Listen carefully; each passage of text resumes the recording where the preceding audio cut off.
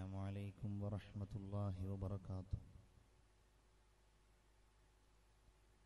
بسم الله الرحمن الرحيم.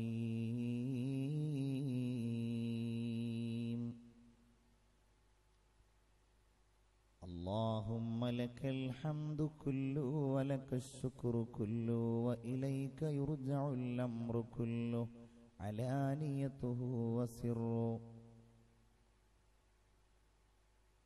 اللهم لك الحمد على نعمك العظيمة وآلائك الجسيمة. ربنا لا مانع لما أعطيت ولا معطي لما منعت ولا راد لما قضيت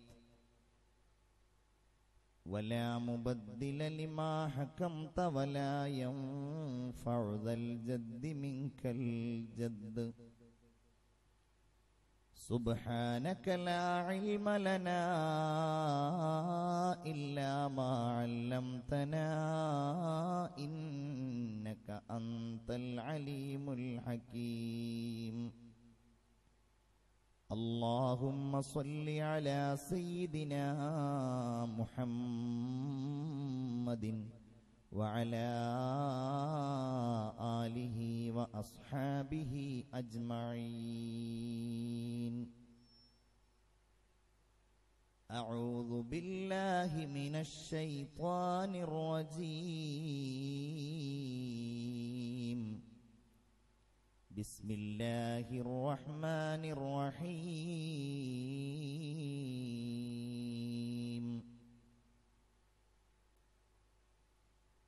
وجاءت كل نفس معها سائق وشهيد. لقد كنت في غفلة من هذا فكشفنا عنك غطاءك فبصرك اليوم حديد. وقال قرينه هذا ما لدي عتيد. ألقيا في جهنم كل كفار عنيد. صدق الله العلي العظيم. تفكرت في حشري ويوم قيامتي وإصباح خدي في المقابر ثاوية. وحيدا فريدا بعد عز ورفعتي رهينا بجرمي والتراب وساديا. تفكرت في طول حسابي وعرضه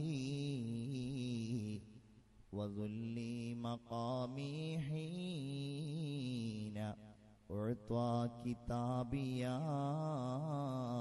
ولكن رجائي فيك ربي وخالقي لتعفو عني يا إلهي خطائيا.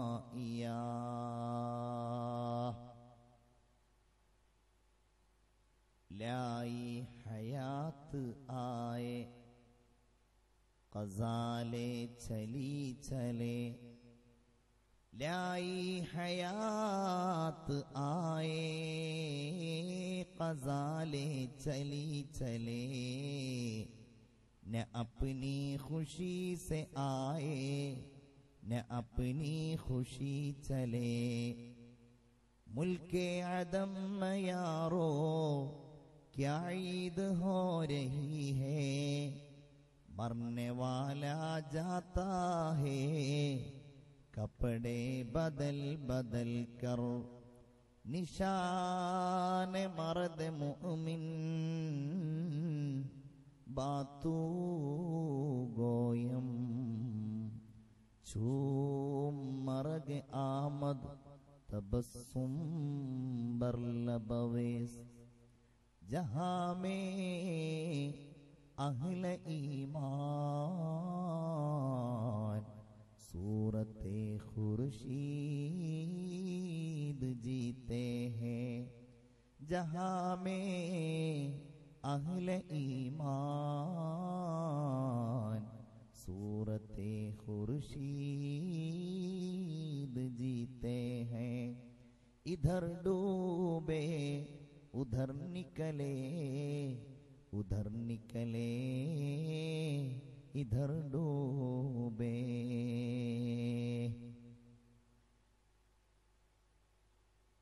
അനുഗ്രഹീതമായ ഈ ഇൽമിന്റെ മജ്ലിസിൽ സന്നിഹിതരായിരിക്കുന്ന ബഹുമാന്യരായ ഉസ്താദുമാർ, ബഹുമാനപ്പെട്ട സൈനുദ്ദീൻ മന്നാനി, വളരെ പ്രിയപ്പെട്ട എൻ്റെ സ്നേഹിതൻ ഷുഐബ് ഹുദവി, വേദിയിലുള്ള മറ്റു ഉസ്താദുമാരെ, പണ്ഡിതന്മാരെ, ഈ ഇൽമിന്റെ മജ്ലിസിൽ ഒരുമിച്ച് കൂടിയിരിക്കുന്ന മുതഅല്ലിമീങ്ങളെ, സഹോദരീ സഹോദരന്മാരെ, സർവലോക സംരക്ഷകനായ അല്ലാഹു തആല ഈ രാത്രിയിലെ എല്ലാ പ്രധാനപ്പെട്ട കാര്യങ്ങളും മാറ്റിവെച്ച് ഇതുപോലെ ഒരു വഅദിന്റെ മജ്ലിസിൽ നാം ഒരുമിച്ച് കൂടി എന്നതിന്റെ ബറക്കത്ത് കൊണ്ട് ചെറുതും വലുതുമായ എന്തൊക്കെ ദോഷങ്ങളാണോ അറിഞ്ഞും അറിയാതെയും നമ്മിൽ നിന്ന് പറ്റിപ്പോയത് എല്ലാം അല്ലാഹു തആല നമുക്ക് മാപ്പാക്കി തരുമാറാവട്ടെ. നിങ്ങളെല്ലാവരും ആമീൻ പറയും. അല്ലാഹു തആല നമുക്ക് പുറത്തു തരുമാറാവട്ടെ. നമ്മുടെ മാതാപിതാക്കൾ, ഭാര്യ സന്താനങ്ങൾ, ഉസ്താദുമാർ, നമ്മോട് ദുആ കൊണ്ട് വസിയത്ത് ചെയ്തവർ എല്ലാവർക്കും അല്ലാഹു മഗ്ഫിറത്ത് നൽകട്ടെ. ശരീരവും മനസ്സും അനുഭവിക്കുന്ന എല്ലാ രോഗങ്ങളെയും അസ്വസ്ഥതകളെയും അല്ലാഹു തആല ദൂരീകരിച്ചു തരുമാറാവട്ടെ. ഈമാനോടെ ജീവിച്ച് ലാ ഇലാഹ ഇല്ലല്ലാഹ് എന്ന് ചൊല്ലി മരിക്കാൻ അല്ലാഹു നമുക്കെല്ലാവർക്കും അവസരവും തൗഫീഖും നൽകുമാറാവട്ടെ. ആമീൻ യാ റബ്ബൽ ആലമീൻ എന്ന് ദുആ ചെയ്യുന്നു. ഖബറുമായി ബന്ധപ്പെട്ട് നാം ഓരോരുത്തരും നേരിടുന്ന രക്ഷശിക്ഷകളെ സംബന്ധിച്ചും ആ ജീവിതത്തിന്റെ ചില യാഥാർത്ഥ്യങ്ങളെ കുറിച്ചുമൊക്കെ സംസാരിക്കണം എന്നാണ് ഇവിടെ നിശ്ചയിക്കപ്പെട്ടിട്ടുള്ളത്. എനിക്ക് തോന്നുന്നു യഥാർത്ഥത്തിൽ നമ്മളിവിടെ ഒരുമിച്ച് കൂടാൻ തന്നെ കാരണം ഒരു മഖ്ബറയാണ്. ഒരു വലിയ മനുഷ്യൻ അന്തിയുറങ്ങുന്നുണ്ടിവിടെ. സാധാരണ ലോകത്ത് മരിച്ച് മണ്ണടിയുന്ന കോടിക്കണക്കിന് ആളുകളിൽ നിന്ന് തീർത്തും വ്യത്യസ്തരായ ഉന്നതരായ ആളുകൾക്കിടയിൽ ഒരാൾ ഖബറിന്റെ അകത്ത് സ്വർഗീയാനുഭവങ്ങൾ അനുഭവിക്കുന്നു അവർ എന്ന് നാം വിശ്വസിക്കുകയും അവരുടെ ചാരത്തിരുന്ന് നമ്മുടെ ആഖിറം വെളിച്ചമാകുവാനും മരണാനന്തര ജീവിതം അല്ലാഹു തആല സ്വർഗമേകുന്നവരിൽ നാം ഉൾപ്പെടുവാനുമൊക്കെ നമ്മൾ ഇവിടെ നിന്ന് സംസാരിക്കുകയാണ്. ബൽ അഹ്യാഉൻ ഇൻദ റബ്ബിഹിം യുർസഖൂൻ എന്നു പറയപ്പെട്ട ഗണത്തിൽ അവരൊക്കെ ഉണ്ട്. ലാ ഖൗഫുൻ അലൈഹിം വലാ ഹും യഹ്സനൂൻ. സാധാരണ മനുഷ്യർ വേവലാതിപ്പെടുന്ന, സങ്കടപ്പെടുന്ന ഏതെല്ലാം മുഹൂർത്തങ്ങളുണ്ടോ അവിടെയൊന്നും ദുഃഖമോ സങ്കടമോ അനുഭവിക്കേണ്ടി വരാതെ സന്തോഷഭരിതരായി ജീവിക്കുന്നു എന്നു മാത്രമല്ല, അവർക്ക് ശേഷം ഇവിടെ ജീവിക്കുന്ന വലിയ തലമുറക്ക്, അഥവാ നമുക്ക് ഓരോരുത്തർക്കും അവർ അല്ലാഹുവിന്റെ സാമീപ്യത്തിൽ നിന്നുകൊണ്ട് അനുഗ്രഹങ്ങൾ നൽകുകയും ചെയ്തുകൊണ്ടിരിക്കുന്നു. ഇങ്ങനെയുള്ള മഹാന്മാരുടെ സാന്നിധ്യത്തിൽ നമ്മൾ ഈ ലോകത്ത് നിന്ന് നമ്മൾ മരണപ്പെട്ടു പോകേണ്ടവരാണ് എന്നും നമ്മുടെ അമലുകൾ മാത്രം നമ്മെ സഹായിക്കുന്ന ഖബറിന്റെ ഏകാന്തതകളിൽ നാം വിശ്രമിക്കേണ്ടവരാണ് എന്നൊക്കെ ചിന്തിക്കൽ മറ്റു സംഗമങ്ങളിൽ നാം അത് സംസാരിക്കുന്നതിനേക്കാൾ ഏറെ ഗുണം ചെയ്യും എന്ന് നാം പ്രത്യാശിക്കുന്നു. ആഖിറവുമായി ബന്ധപ്പെട്ട ഒരു ചർച്ചയാണിത്. നമ്മുടെ മനസ്സിൽ നിന്ന് ഈമാൻ കാര്യങ്ങളിൽ ഏറ്റവും ശക്തിക്കുറവുള്ള ഒന്നാണ് ആഖിറവുമായി ബന്ധപ്പെട്ടത്. ആഖിറം എന്ന് പറയുന്നത് കുറേ കാലങ്ങൾ കഴിഞ്ഞാൽ നമ്മൾ അനുഭവിക്കുന്ന ഒരു കാര്യമല്ല. ചില ആളുകളുടെ വിചാരം അങ്ങനെയാണ്, നമ്മളൊക്കെ മരിച്ചുപോയി, പിന്നെ ഇവിടെ ജീവിക്കുന്ന ആളുകളൊക്കെ മരിച്ചുപോയി, അല്ലാഹു തആല ഖിയാമത്ത് നാളെന്ന് പറഞ്ഞിട്ടൊരു സംഭവം ഉണ്ടാക്കുമല്ലോ, അതെല്ലാം കഴിഞ്ഞിട്ട് മഹ്ശറായി, അങ്ങനെയൊക്കെ ഒരു കാലമാണ് ആഖിറം, അൽ ആഖിറ, പരലോകം എന്നാണ് പലരും കരുതിയിരിക്കുന്നത്. അങ്ങനെയല്ല. നാം ഓരോരുത്തരും ഈ ലോകത്ത് നിന്ന് വിട പറയാൻ അല്ലാഹു തആല നിശ്ചയിച്ചിരിക്കുന്ന ഒരു സമയമുണ്ടല്ലോ.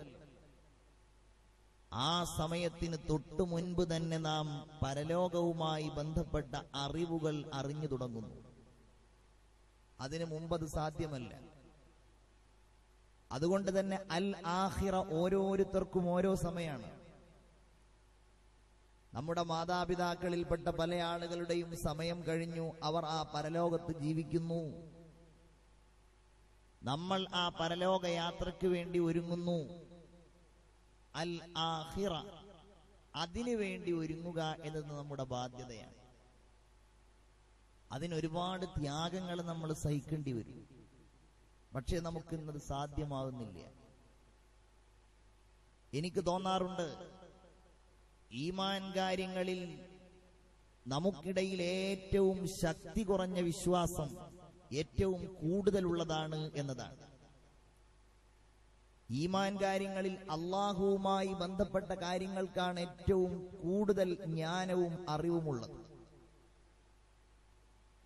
രണ്ടാമതായി, ഈ വിശ്വാസങ്ങളിൽ ഏറ്റവും പ്രധാനപ്പെട്ടത് ആഖിറവുമായി ബന്ധപ്പെട്ട വിശ്വാസമാണ്. അതിനിടയിൽ കുറെ കാര്യങ്ങൾ ഉണ്ടെങ്കിലും മൻ കാന യുഅ്മിനു ബില്ലാഹി വൽ യൗമിൽ ആഖിർ എന്നല്ലേ നമ്മൾ ഹദീസുകളിൽ, വിശുദ്ധ ഖുർആനിന്റെ പല ആയത്തുകളിലുമൊക്കെ അതുമായി സമാനമായ ആശയങ്ങൾ നമ്മൾ കാണാറുള്ളത്. ഇതങ്ങോട്ട് അടിയുറക്കണം.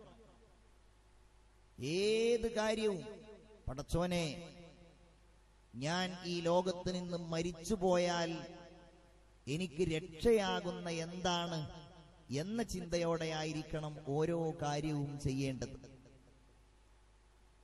മഹാരഥന്മാരായ ഉന്നതരായ പണ്ഡിതന്മാർ വറഅ് എന്ന ഒരു വിഷയത്തെ സംബന്ധിച്ച് സംസാരിച്ചിട്ടുണ്ട്.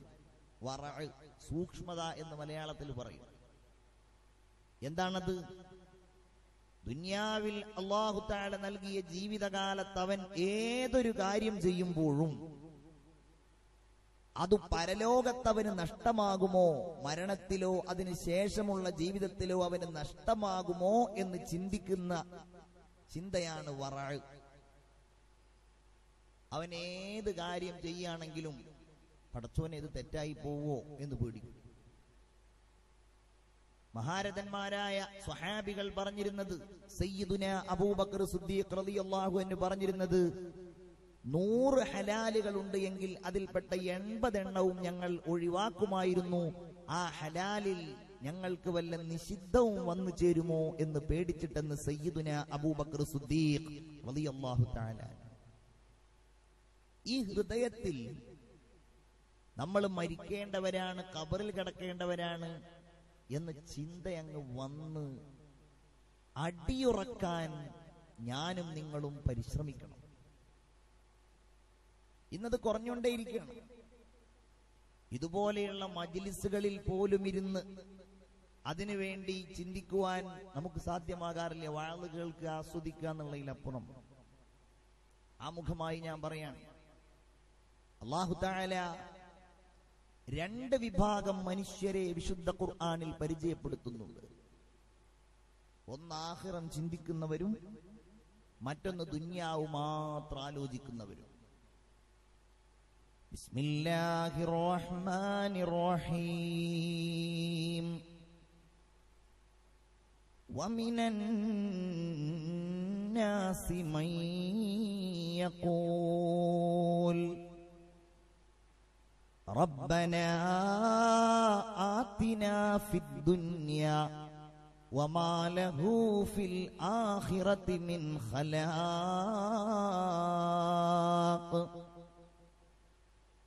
വമിൻഹും മൻ യഖൂൽ റബ്ബനാ ആതിനാ ഫിദ്ദുനിയാ ഹസനഹ വഫിൽ ആഖിറതി ഹസനതൻ വഖിനാ അദാബന്നാർ ഉലൈക ലഹും നസീബും മിമ്മാ കസബു വല്ലാഹു സരീഉൽ ഹിസാബ്. രണ്ട് വിഭാഗം ആളുകളെയാണ് ഈ ആയത്തുകളിലൂടെ അല്ലാഹു പരിചയപ്പെടുത്തുന്നത്. വമിനന്നാസി മൻ യഖൂൽ, ജനങ്ങൾക്കിടയിൽ ഇങ്ങനെ ചിന്തിക്കുന്ന ആളുകളുണ്ട്, ഇങ്ങനെ പറയുന്ന ആളുകളുണ്ട്, ഇങ്ങനെ ആഗ്രഹിക്കുന്ന ആളുകളുണ്ട്. എങ്ങനെ? റബ്ബനാ ആതിനാ ഫിദ്ദുനിയാ, അല്ലാഹുവേ ദുനിയാവിൽ ഞങ്ങൾക്ക് നീ നൽകണമേ. ആരോഗ്യം അവരാഗ്രഹിക്കുന്നുണ്ട്, പണം അവരാഗ്രഹിക്കുന്നുണ്ട്, മക്കളെ അവരാഗ്രഹിക്കുന്നുണ്ട്, പ്രസിദ്ധി അവരാഗ്രഹിക്കുന്നുണ്ട്. പക്ഷേ എല്ലാം ഫിദ്ദുനിയാ, ഐഹിക ലോകത്തെ പൊങ്ങച്ചത്തിന് വേണ്ടിയാണ്, ഇവിടെയുള്ള സുഖകരമായ ജീവിതത്തിന് വേണ്ടിയാണ്. ആരോഗ്യം അവൻ ഉപയോഗപ്പെടുത്തുന്നത് നിസ്കരിക്കാൻ വേണ്ടിയല്ല, നോമ്പെടുക്കാൻ വേണ്ടിയല്ല. ധനം അവൻ ഉപയോഗപ്പെടുത്തുന്നത് സൽക്കർമ്മങ്ങൾ ചെയ്യാൻ വേണ്ടിയല്ല, ഹജ്ജ് ചെയ്യാൻ വേണ്ടിയല്ല, സ്വതക്ക ചെയ്യാൻ വേണ്ടിയല്ല. അവന്റെ സന്താനങ്ങളെ അവൻ ഉപയോഗപ്പെടുത്തുന്നത് ഞാൻ മരിച്ചു കഴിഞ്ഞാൽ നാളെ എനിക്ക് ദുആ ചെയ്യുന്ന മക്കളായി മാറണം, അതിനു വേണ്ടിയല്ല. റബ്ബനാ ആതിനാ ഫിദ്ദുനിയാ, അവന്റെ മനസ്സിൽ ദുനിയാവ് മാത്രമേയുള്ളൂ. ആഖിറം അവനെ തൊട്ടു തീണ്ടിയിട്ടില്ല. പരലോകത്ത് അവൻ കഴിയേണ്ടവനാണ് എന്ന വിചാരമോ, മരിച്ചതിന് ശേഷം ഖബറിൽ അവനെ സഹായിക്കുവാൻ അമലുകൾ മാത്രമേ ഉണ്ടാകൂ എന്ന ചിന്തയോ അവനെ ഭരിക്കാറില്ല. ഫിദ്ദുനിയാ, ദുനിയാവ് മാത്രം. ചിന്തിക്കണം മുഅ്മിനീങ്ങളെ, വിശുദ്ധ ഖുർആൻ ഒട്ടനേകം ഈ ചിന്താപ്രഭുക്കളെ പറയുന്നുണ്ട്. ദുനിയാവിന് വേണ്ടി ജീവിച്ചു മരിച്ചുപോയ ആളുകൾ അല്ലേ?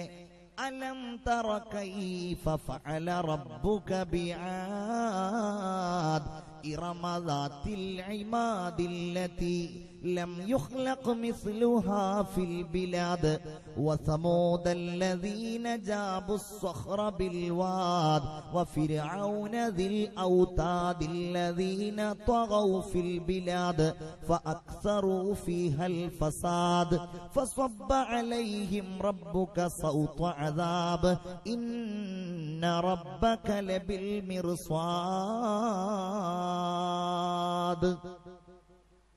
അല്ലാഹു തആല ആദ് സമുദായത്തെ കുറിച്ച് പറയുന്നു. ഒമാനിന്റെയും ഇന്നത്തെ യമനിന്റെയും പാർശ്വഭാഗങ്ങളിൽ ജീവിച്ചിരുന്ന, ആകാര സൗഷ്ഠവമുണ്ടായിരുന്ന, ധനവും പ്രതാപവും ഉണ്ടായിരുന്ന ആ സമുദായത്തിന് അല്ലാഹു തആല നൽകിയ അനുഗ്രഹത്തിൽ അവർ ചിന്തിച്ചത് അല്ലാഹുവിനെ കുറിച്ചല്ല. വ ഇലാ ആദിൻ അഖാഹും ഹൂദാ, ഹൂദ് എന്ന നബിയെ അല്ലാഹു പറഞ്ഞയച്ചു അവർക്കിടയിൽ. അവരത് സ്വീകരിച്ചില്ല. ആദ് സമുദായം അല്ലാഹുവിനെ ധിക്കരിച്ചു. വ ഇലാ സമൂദ അഖാഹും സ്വാലിഹാ, വലിയ മലകൾ, വലിയ പാറകൾ സ്വന്തം കൈകൾ കൊണ്ട് തുരന്നുണ്ടാക്കി. ജാബുസ് സ്വഖ്റ ബിൽവാദ്, ഔലാദ്, അല്ലാഹുവിന്റെ നിഅമത്തുകൾ, അല്ലാഹു തആല നൽകിയ ഒട്ടനേകം ഭൗതികമായ സുഖങ്ങൾ അവർ സ്വീകരിക്കാൻ തയ്യാറായില്ല. റബ്ബിനെ ഓർക്കാൻ അവർ തയ്യാറായില്ല. സ്വാലിഹ് നബിയെ അവർ പുച്ഛിച്ചു, അല്ലാഹുവിനെ അവർ പരിഹസിച്ചു. അദിഹി നഖത്തല്ലാഹി വസുഖിയാഹ, ഈ ഒട്ടകം ഇത് അല്ലാഹുവിന്റേതാണ്. ഈ കല്ലിൽ നിന്ന് നിങ്ങൾ പറഞ്ഞത് പ്രകാരം ഇത് അല്ലാഹു നിയോഗിച്ച ഒട്ടകമാ, നിങ്ങൾ ആ ഒട്ടകത്തെ അറുക്കല്ലേ. അവരത് സ്വീകരിച്ചില്ല. കാരണം അവർക്ക് ആഖിറം പേടിയില്ല, ഖബർ പേടിയില്ല, മരണം പേടിയില്ല, റബ്ബിന്റെ വിചാരണ പേടിയില്ല.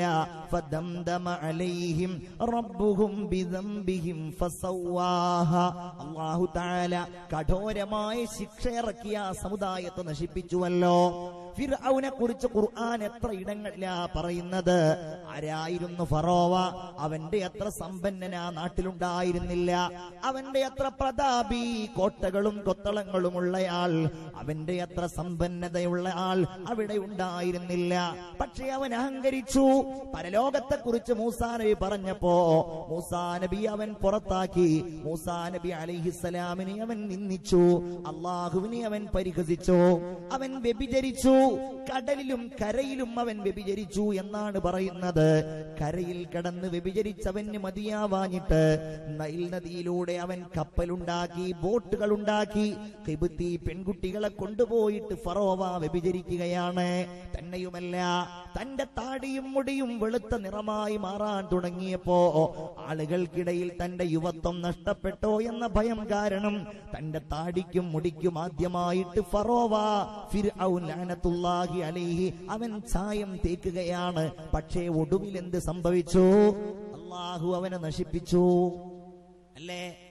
ആഖിറം ചിന്തിച്ചില്ല, ഖബർ പേടിച്ചില്ല, ദുനിയാവ് മാത്രം. അല്ലാഹു റബ്ബുൽ ഇസ്സത്ത് മരണത്തിന് ശേഷം നൽകുന്ന ജീവിതം അവർക്ക് പ്രശ്നമേ അല്ല. അതുകൊണ്ട് എന്തുണ്ടായി? ഫിർഔനെ അല്ലാഹു നശിപ്പിച്ചു. ഫഅഗ്റഖ്നാഹും ഫിൽ യം, കടലിൽ മുക്കി, ചെങ്കടലിൽ മുക്കി, സൂയസുൽ കടലിൽ.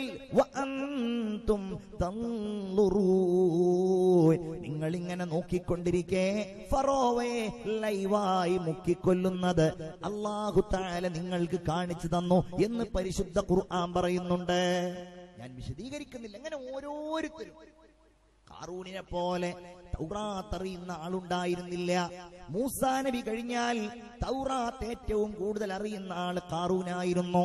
പണമുണ്ടായി, ധനമുണ്ടായി. അവൻ പറഞ്ഞു ഇതെന്റേതാണ്.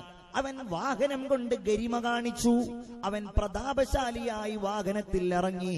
ആളുകൾക്കിടയിലൂടെ അവന്റെ വലിയ വാഹനങ്ങൾ പെണ്ണുങ്ങളുടെ അകമ്പടിയോടെ വരുമ്പോ ആളുകൾ അവനെ നോക്കി നിന്നോ.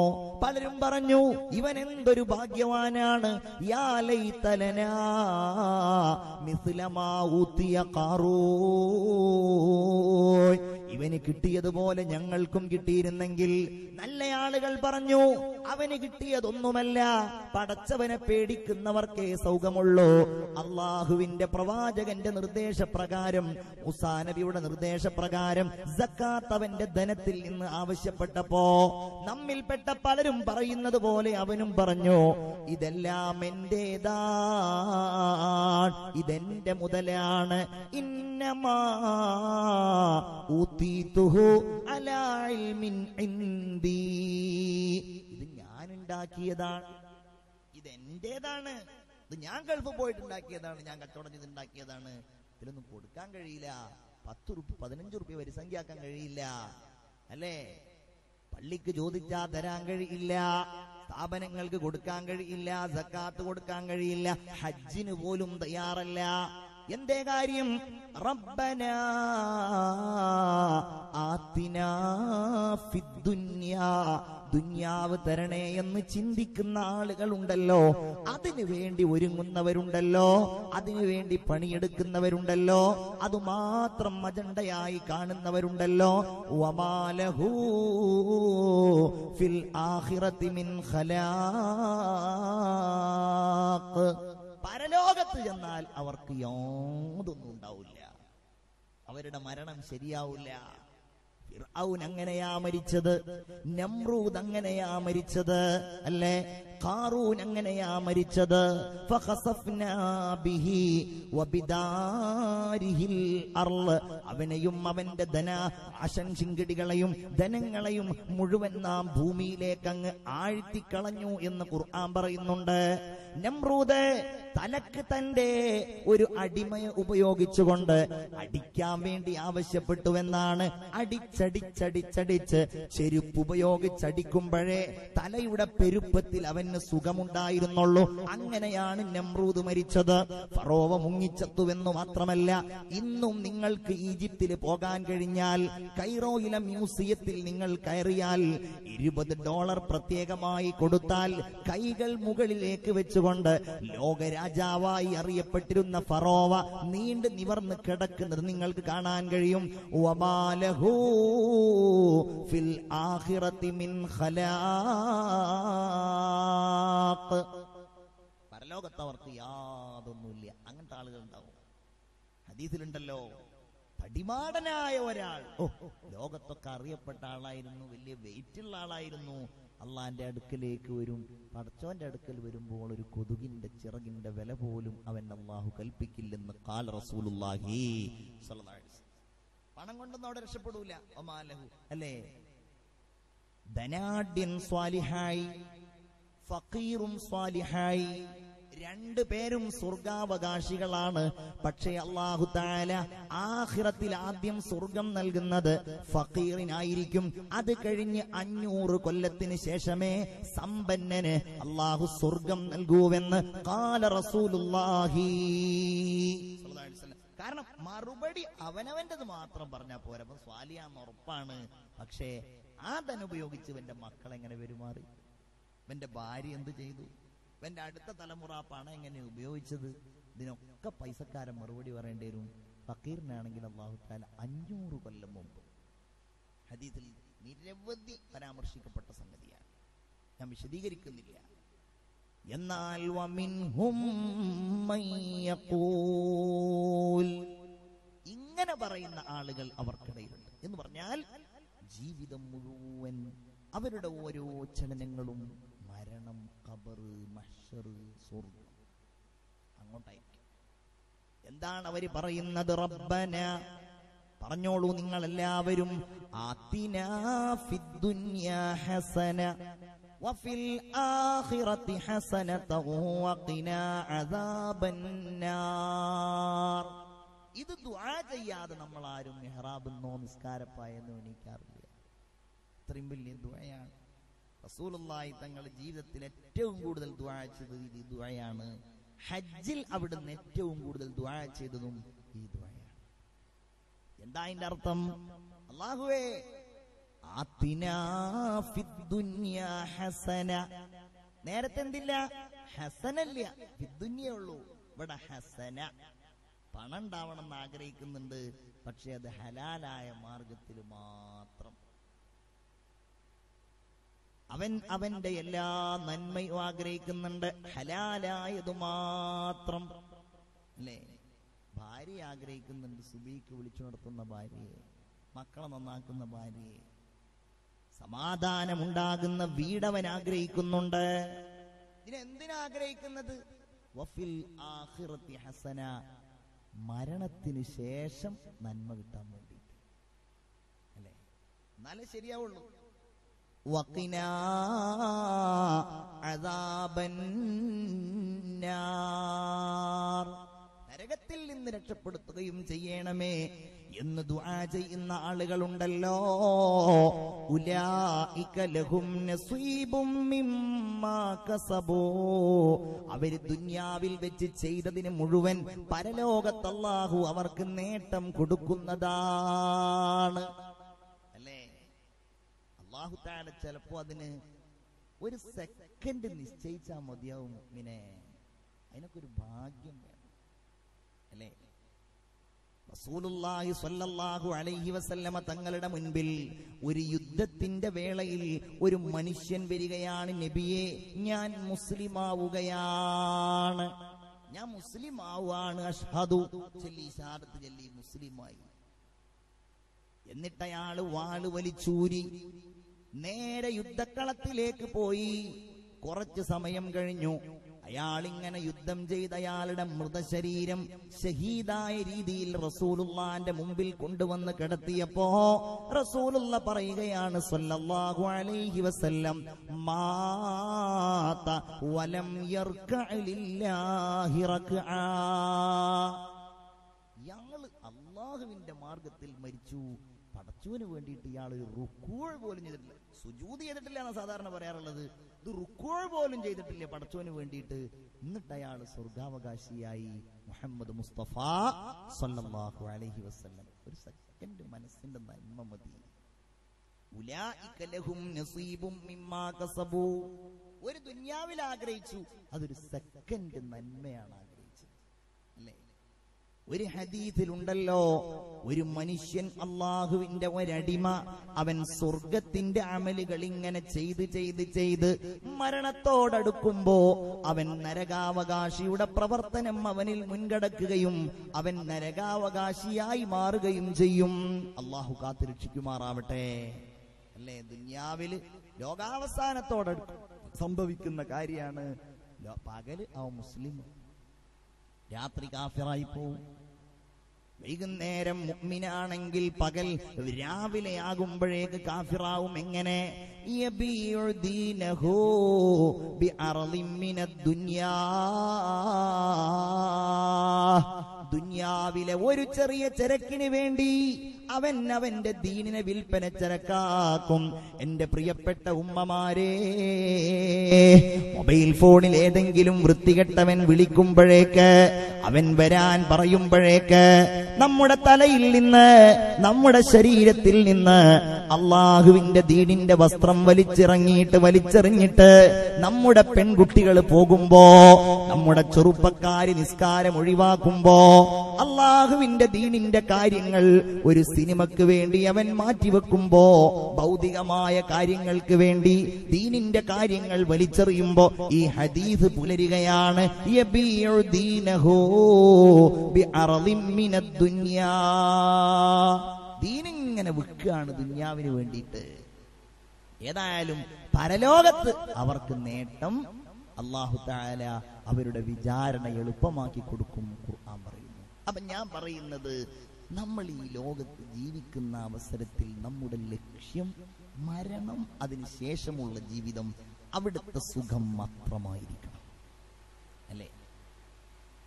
ഉറപ്പായ ലോകത്തേതെങ്കിലും ഒരു സംഗതി ഉണ്ടെങ്കിൽ അത് മരിക്കും എന്നുള്ളതാണ്. വലൗ കാനത്തിദ് ദുനിയ തദൂമു ലിവാഹിദി ലകാന റസൂലുള്ളാഹി ഫിഹാ മുഖല്ലദാ. പഴയ കാലത്ത് തന്നെ നമ്മൾ വാളുകളിൽ കേൾക്കുന്നതാണ്, റസൂലുള്ളാഹി സ്വല്ലല്ലാഹു അലൈഹി വസല്ലമയെ പോലും അല്ലാഹു തആല ഈ ലോകത്ത് നിന്ന് യാത്രയച്ചു എന്നുള്ളതാണ്, അല്ലേ? ഇവിടെ നമ്മൾ ഖബറിലേക്ക് യാത്രയാകുന്നതിന് മുമ്പ് ആ യാത്രയുടെ തുടക്കം ഖൈറാണെങ്കിലേ ഖബർ നമുക്ക് ഖൈറാവുകയുള്ളൂ. തമൂതൂന കമാ തഈശൂൻ. നിങ്ങൾ എങ്ങനെയാണോ ഈ ലോകത്ത് ജീവിക്കുന്നത്, അങ്ങനെയാണ് നിങ്ങൾക്ക് മരണമുണ്ടാവുക. നിങ്ങൾ ഈ ലോകത്ത് ജീവിക്കുന്നത് ഞാൻ സൂചിപ്പിച്ചതുപോലെ നിസ്കരിക്കുന്നവരായിട്ടാണ്. ഒരു നിസ്കാരവും ഖളാ ആക്കാതെയാണ്. നിങ്ങൾ ഈ ലോകത്ത് ജീവിക്കുന്നത് അള്ളാഹുവിനെ സ്മരിച്ചുകൊണ്ടാണ്, ദിക്ർ ചൊല്ലുന്നവരായിട്ടാണ്, പലിശ വാങ്ങാതെയാണ്, തെറ്റിന് അവസരമുണ്ടായാലും അത് നിർവഹിക്കാതെയാണ്, സിനിമ കാണാതെയാണ്. അങ്ങനെയാണെങ്കിൽ നിങ്ങളുടെ മരണമുണ്ടല്ലോ വളരെ സന്തോഷത്തോടെയുള്ള മരണമായിരിക്കും. അതാണ് മുഅ്മിനിന്റെ മരണം. ഈമാനുള്ളവന്റെ മരണം അങ്ങനെയാണ്. എന്റെ പ്രിയപ്പെട്ടവരെ, ഒട്ടനേകം ആളുകൾ നമ്മോട് യാത്ര പറഞ്ഞില്ലേ? എപ്പോഴാണ്, എവിടെ വെച്ചാണ്? നമ്മളൊക്കെ കരുതും നമ്മളൊക്കെ കുറെ കാലം ജീവിക്കുന്നവരാണ് എന്ന്. രോഗമുണ്ടാകുമ്പോ അത് എനിക്ക് വന്നിട്ടില്ല, അത് മറ്റുള്ളവർക്കേ വരൂ, അല്ലേ? അപകടമുണ്ടാകുമ്പോ അതെനിക്ക് വന്നിട്ടില്ല, അത് മറ്റുള്ളവർക്കേ വരൂ. മരിച്ചു പോകുന്നതും ഞാനല്ല, അതെല്ലാം മറ്റുള്ളവരാണ്. എന്റെ കൂടെ എന്റെ തൊട്ട് താഴെ ക്ലാസ്സിൽ ദാറുൽ ഹുദയിൽ പഠിച്ചിരുന്ന ഒരു ചെറുപ്പക്കാരൻ, അവന്റെ പേര് മുഹമ്മദ് അസദ് എന്നാണ്. മലപ്പുറം ജില്ലയിലെ കൊണ്ടോട്ടിക്കടുത്ത കോടങ്ങാടുള്ള മുഹമ്മദ് അസദ് ദാറുൽ ഹുദയിൽ 7 വർഷം പഠിച്ചിട്ട് അവൻ സ്വന്തം നാട്ടിൽ പഠിക്കാൻ പോയി. അങ്ങനെ അവൻ കച്ചവടക്കാരനാണ്. അവന്റെ നിക്കാഹ് കഴിഞ്ഞു. അത് കഴിഞ്ഞിട്ട് ഒരാഴ്ച കഴിഞ്ഞിട്ട് കല്യാണമാണ്. ഞാൻ ഈ പറയുന്ന സംഭവം കഴിഞ്ഞിട്ട് 3 ആഴ്ചകളായിട്ടില്ല. എന്റെ പ്രിയപ്പെട്ട ചെറുപ്പക്കാരെ, അസദിന് രോഗമില്ല, അസദ് അസുഖബാധിതനല്ല, അസദ് കുറച്ച് തടിയുള്ള ആളാണ്.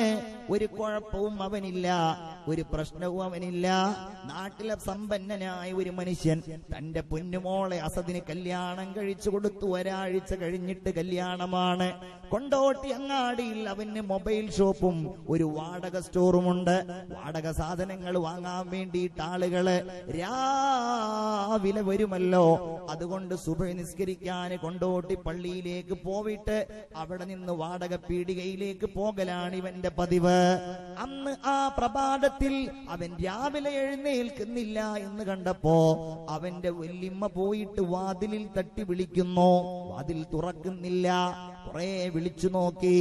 ജനലിന്റെ അപ്പുറത്തുകൂടെ വന്ന് നോക്കിയപ്പോഴാണ് കാണുന്നത്, സുബ്ഹാനല്ലാഹ്, അസദ് നിശ്ചലനായി കിടക്കുകയാണ്. അടുത്തയാഴ്ച കല്യാണം കഴിക്കേണ്ടിയിരുന്ന അസദ് പെട്ടെന്ന് മരിച്ചുപോയി എന്ന് കേട്ടപ്പോ ഏതൊരാളും ഞെട്ടിപ്പോയില്ലേ?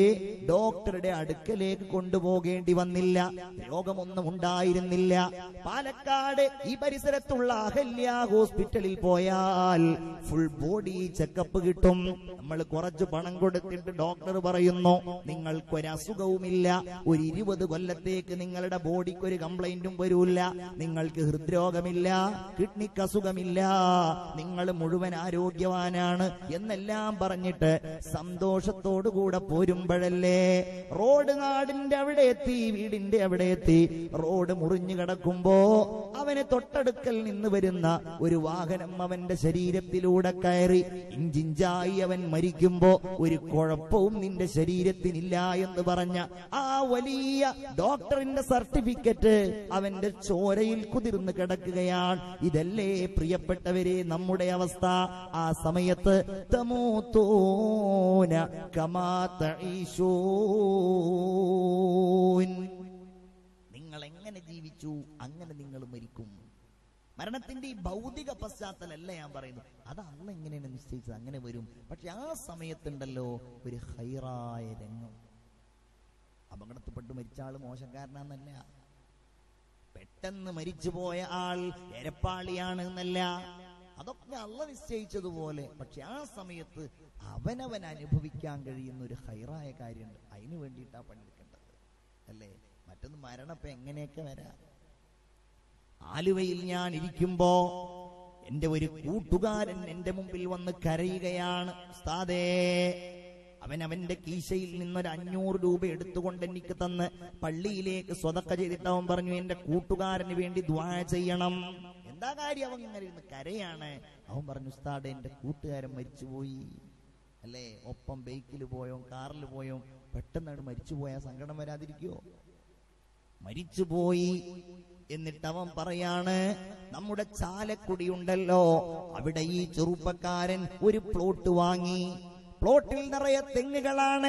അത് ചെറിയ പ്ലോട്ടുകളാക്കി വിൽക്കാൻ വേണ്ടിയിട്ട് അവൻ ആ തെങ്ങുകൾ മുഴുവൻ JCB ഉപയോഗിച്ച് മറിച്ചിട്ട് കൊണ്ടിരിക്കുകയാണ്. 3 കൂട്ടുകാരും കൂടെയാ പോയത്.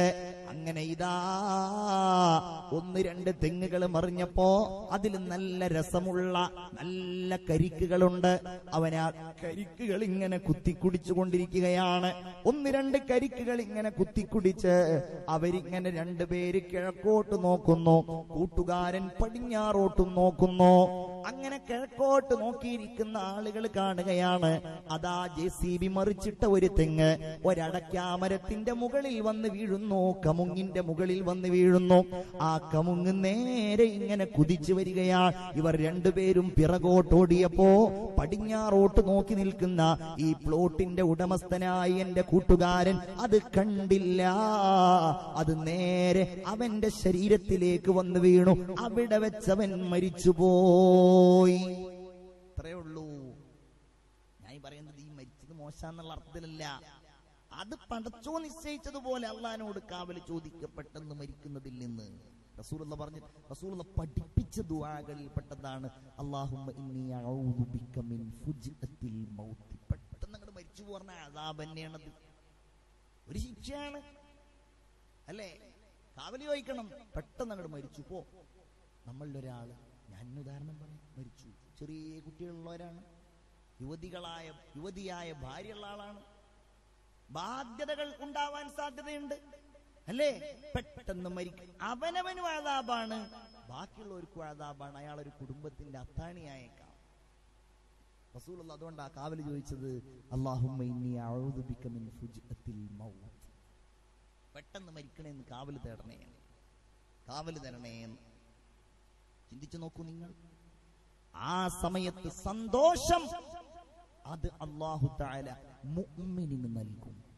അതാണ് മുഅ്മിനിന് നൽകും, മുഅ്മിനിനെ നൽകൂ, വേറൊരാൾക്കില്ല. അതാർക്കാണ്? ബിസ്മില്ലാഹിർ റഹ്മാനിർ റഹീം. ഇന്നല്ലദീന ഖാലൂ റബ്ബുനല്ലാഹ് ثم استقاموا تتنزل عليهم الملائكة ألا تخافوا ولا تحزنوا وأبشروا بالجنة التي كنتم توعدون. الله പറയാണ് ഇന്നല്ലദീന ഖാലൂ റബ്ബുനല്ലാഹ്. റബ്ബ് അല്ലാഹു, അല്ലാഹുവേ റബ്ബേ, ഇത് മാത്രം ജീവിതത്തിന്റെ അജണ്ടയായി എടുത്ത ആൾ, അവൻ വേറൊരു കാര്യം ചിന്തിച്ചിട്ടില്ല. സന്തോഷത്തിലും അവൻ അല്ലാഹ്, സന്താപത്തിലും അവൻ അല്ലാഹ്.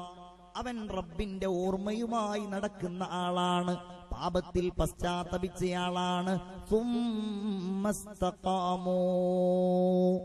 എന്നിട്ട് ആ വഴിയിൽ അവൻ അങ്ങ് നേരെയായി ജീവിച്ചു.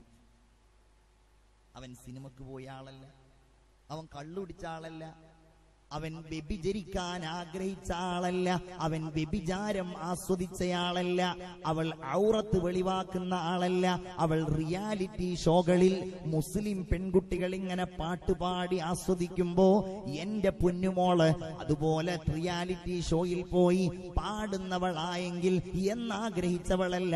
അവൾ തെറ്റ് ചെയ്യാൻ അവസരം കിട്ടാത്തത് കൊണ്ട് തെറ്റിൽ നിന്ന് ഒഴിവായവളല്ല.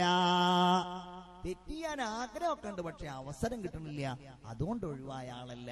സുമ്മസ്തഖാമൂ, ആ വഴിയിൽ തന്നെ ഇങ്ങനെ അടിയുറച്ചു നിന്നു. എന്താണ്ടാവുക? തതനസ്സലു അലൈഹിമുൽ മലായിക, അവർ മരിക്കുന്ന സമയത്ത് ഒരു മലക്കല്ല, മലായിക, മലക്കുകൾ ഇറങ്ങി വരികയാണ്. അങ്ങനത്തെ മരണത്തിനെ സംബന്ധിച്ചാണ് റസൂലുള്ളാഹി സ്വല്ലല്ലാഹു അലൈഹി വസല്ലം പറഞ്ഞത്, തുഹ്ഫത്തുൽ മുഅ്മിനി അൽ മൗത്ത്, മുഅ്മിനിന് അവന്റെ മരണം സമ്മാനമാണ്. അല്ലേ? സമ്മാനം എപ്പോഴാ കിട്ടുക?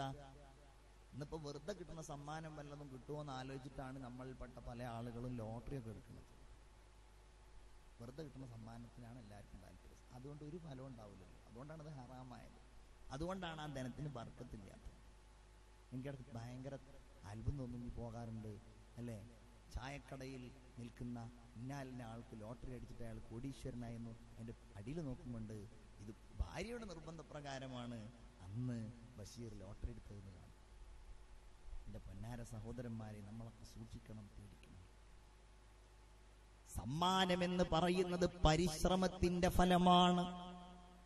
നിരന്തരമായ അധ്വാനത്തിന് കിട്ടേണ്ട ഒന്നാണ് സമ്മാനം എന്ന് പറയുന്നത്. മുഅ്മിനായ മനുഷ്യന്റെ നിരന്തരമായ അധ്വാനത്തിനാണ് അല്ലാഹു തആല അവന് മലക്കുകളെ പറഞ്ഞയച്ചിട്ടുള്ള സമ്മാനം നൽകുന്നത്. അതാണ് സമ്മാനം. അതുകൊണ്ടല്ലേ ബിലാൽ റളിയല്ലാഹു അൻഹു വഫാത്താകുമ്പോ തൊട്ടടുക്കലിരുന്നു കൊണ്ട് ഭാര്യ കരയുകയാണ്, എന്റെ ഭർത്താവ് മരിക്കുകയാണല്ലോ, വാ കർബാ, എന്റെ വേദനയെ, എന്റെ സങ്കടമേ. ബിലാല് പറഞ്ഞു, നീ കരയല്ലേ, ഒരു സങ്കടവുമില്ല. വാ ത്വറബ, എന്റെ ആനന്ദമേ, ഗദൻ അൽഖൽ അഹിബ്ബാ, നാളെ എന്റെ കൂട്ടുകാരെ ഞാൻ കണ്ടുമുട്ടുമല്ലോ. ആരാണ് എന്റെ കൂട്ടുകാർ? മുഹമ്മദൻ വഹിസ്ബാ, മുഹമ്മദ് നബിയും അവിടുത്തെ അനുയായികളും. പിന്നെന്താ പ്രശ്നം? ഇങ്ങനെ മരിക്കണം. ഉറപ്പാണ് മരിക്കും, പക്ഷെ അത് ഇങ്ങനെ ആവണം. അതിനുവേണ്ടി നമ്മൾ അധ്വാനിക്കണം, അല്ലേ? അതിനുവേണ്ടി നമ്മൾ അധ്വാനിക്കണം. റസൂലുള്ളാഹി സ്വല്ലല്ലാഹു അലൈഹി വസല്ലമയുടെ അടുക്കലൂടെ ഒരു മയ്യിത്തുമായിട്ട് ആളുകൾ ഇങ്ങനെ പോവുകയാണ്. ആ സമയത്ത് അവിടുന്ന് പറഞ്ഞു, മുസ്തരീഹുൻ വ മുസ്തറാഹും മിൻ, അയാൾ സ്വയം ആശ്വസിച്ചവനും മറ്റുള്ളവർക്ക് ആശ്വാസം നൽകിയവനും തന്നെ. അയാൾ സ്വയം ആശ്വസിച്ചവനും അതല്ലെങ്കിൽ മറ്റുള്ളവർക്ക് ആശ്വാസം നൽകിയവനും തന്നെ. ഒന്നുകിൽ അയാൾ സ്വയം ആശ്വസിച്ചവനാണ്, അല്ലെങ്കിൽ അയാൾ മറ്റുള്ളവർക്ക് ആശ്വാസം നൽകിയവനാണ്. എന്തേ സ്വഹാബികൾ ചോദിച്ചു, അതെന്താ നബി അങ്ങനെ? റസൂലുള്ളാഹി പറഞ്ഞു, അൽ അബ്ദുൽ മുഅ്മിൻ യസ്തരീഹു മിൻ നസ്ബിദ് ദുനിയാ വഅദാഹാ ഇലാ റഹ്മത്തില്ലാഹ്. ഒരു മുഅ്മിനായ മനുഷ്യനാണ് ആ മയ്യിത്തെങ്കിൽ അവന് സന്തോഷമല്ലേ? അവന് പിന്നെ ഈ ദുന്യാവിന്റെ കെടുതിയില്ലല്ലോ, ഈ ഭൗതികമായ പ്രശ്നങ്ങൾ അവനെ അലട്ടുകയില്ലല്ലോ. അവൻ റബ്ബിന്റെ കാരുണ്യത്തിലേക്കല്ലേ പോയത്? അവനല്ലേ സന്തോഷിക്കുന്നവൻ? അതല്ല അവൻ തെമ്മാടിയാണെങ്കിൽ അവൻ മറ്റുള്ളവർക്ക് ആശ്വാസം നൽകിയവനാണ്. യസ്തരീഹു മിൻഹുൽ ബിലാദു വൽ ഇബാദു വശജറു വദ്ദവാബ്. പിന്നെ അവനക്ക് ഭയങ്കര സന്തോഷല്ലേ, അവിടെയുള്ള മൃഗങ്ങൾക്ക്, പക്ഷികൾക്ക്, അവന്റെ വീടിന്, അതുപോലെ നാടുകൾക്കൊക്കെ അവനെ കൊണ്ട് സന്തോഷമല്ലേ? കണ്ടില്ലേ? അങ്ങനെയാണ്. അപ്പൊ നല്ല മരണം, മുഅ്മിനിന്റെ മരണം, തതനസ്സലു അലൈഹിമുൽ മലായിക. നോക്കൂ നിങ്ങൾ, അവൻ മുഖറബീങ്ങളിൽപ്പെട്ട ആളാണ് എങ്കിൽ ഫറൗഹും വറൈഹാൻ വജന്നത്തു നഈം. അല്ലാഹു പറയുന്നു സൂറത്തുൽ വാഖിയയിലൂടെ, മരിക്കുന്ന സമയത്ത് ഫറൗഹുൻ, അവൻ എന്തൊരു ആശ്വാസമാണ്, വറൈഹാൻ, അവൻ എന്തൊരു സുഗന്ധമാണ്. കാരണം അവന് പ്രശ്നമില്ലല്ലോ.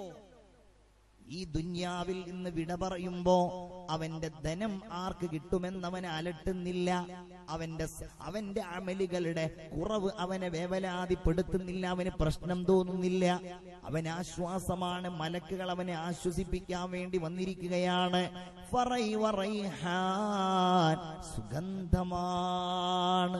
തന്നെയുമല്ല വജന്നത്തു നഈം, മരിക്കുന്ന സമയത്തതാ സ്വർഗത്തിന്റെ അനുഗ്രഹം അവനിങ്ങനെ കാണിക്കപ്പെടുകയാണ്. എന്നൊക്കെ വിശദീകരണങ്ങളിൽ നിരവധി മരണവേളകളുടെ അവസ്ഥകൾ പറയുന്നുണ്ട്, അല്ലേ? ഈമാനോടെ, സന്തോഷത്തോടെ, ആഹ്ലാദത്തോടെ മലക്കുകൾ അവനോട് പറയുകയാണ്, അല്ലാ തഖാഫൂ വലാ തഹ്സനൂ, നിങ്ങൾ ദുഃഖിക്കണ്ട, നിങ്ങൾ സങ്കടപ്പെടേണ്ട, ഒരു വിഷമവും നിങ്ങൾക്ക് വേണ്ട. വഅബ്ശിറൂ ബിൽ ജന്നത്തില്ലതി കുൻതും തൂഅദൂൻ. മലക്കുകൾ ഇങ്ങനെ പറയാണ്, മരിക്കണ വേളയില് നിങ്ങൾക്ക് സ്വർഗം ഉണ്ട് ട്ടോ എന്ന് പറയുമ്പോ എന്തുണ്ടാവും? മരിക്കുന്ന ആളുടെ മുഖത്തൊരു പുഞ്ചിരി വിടരും.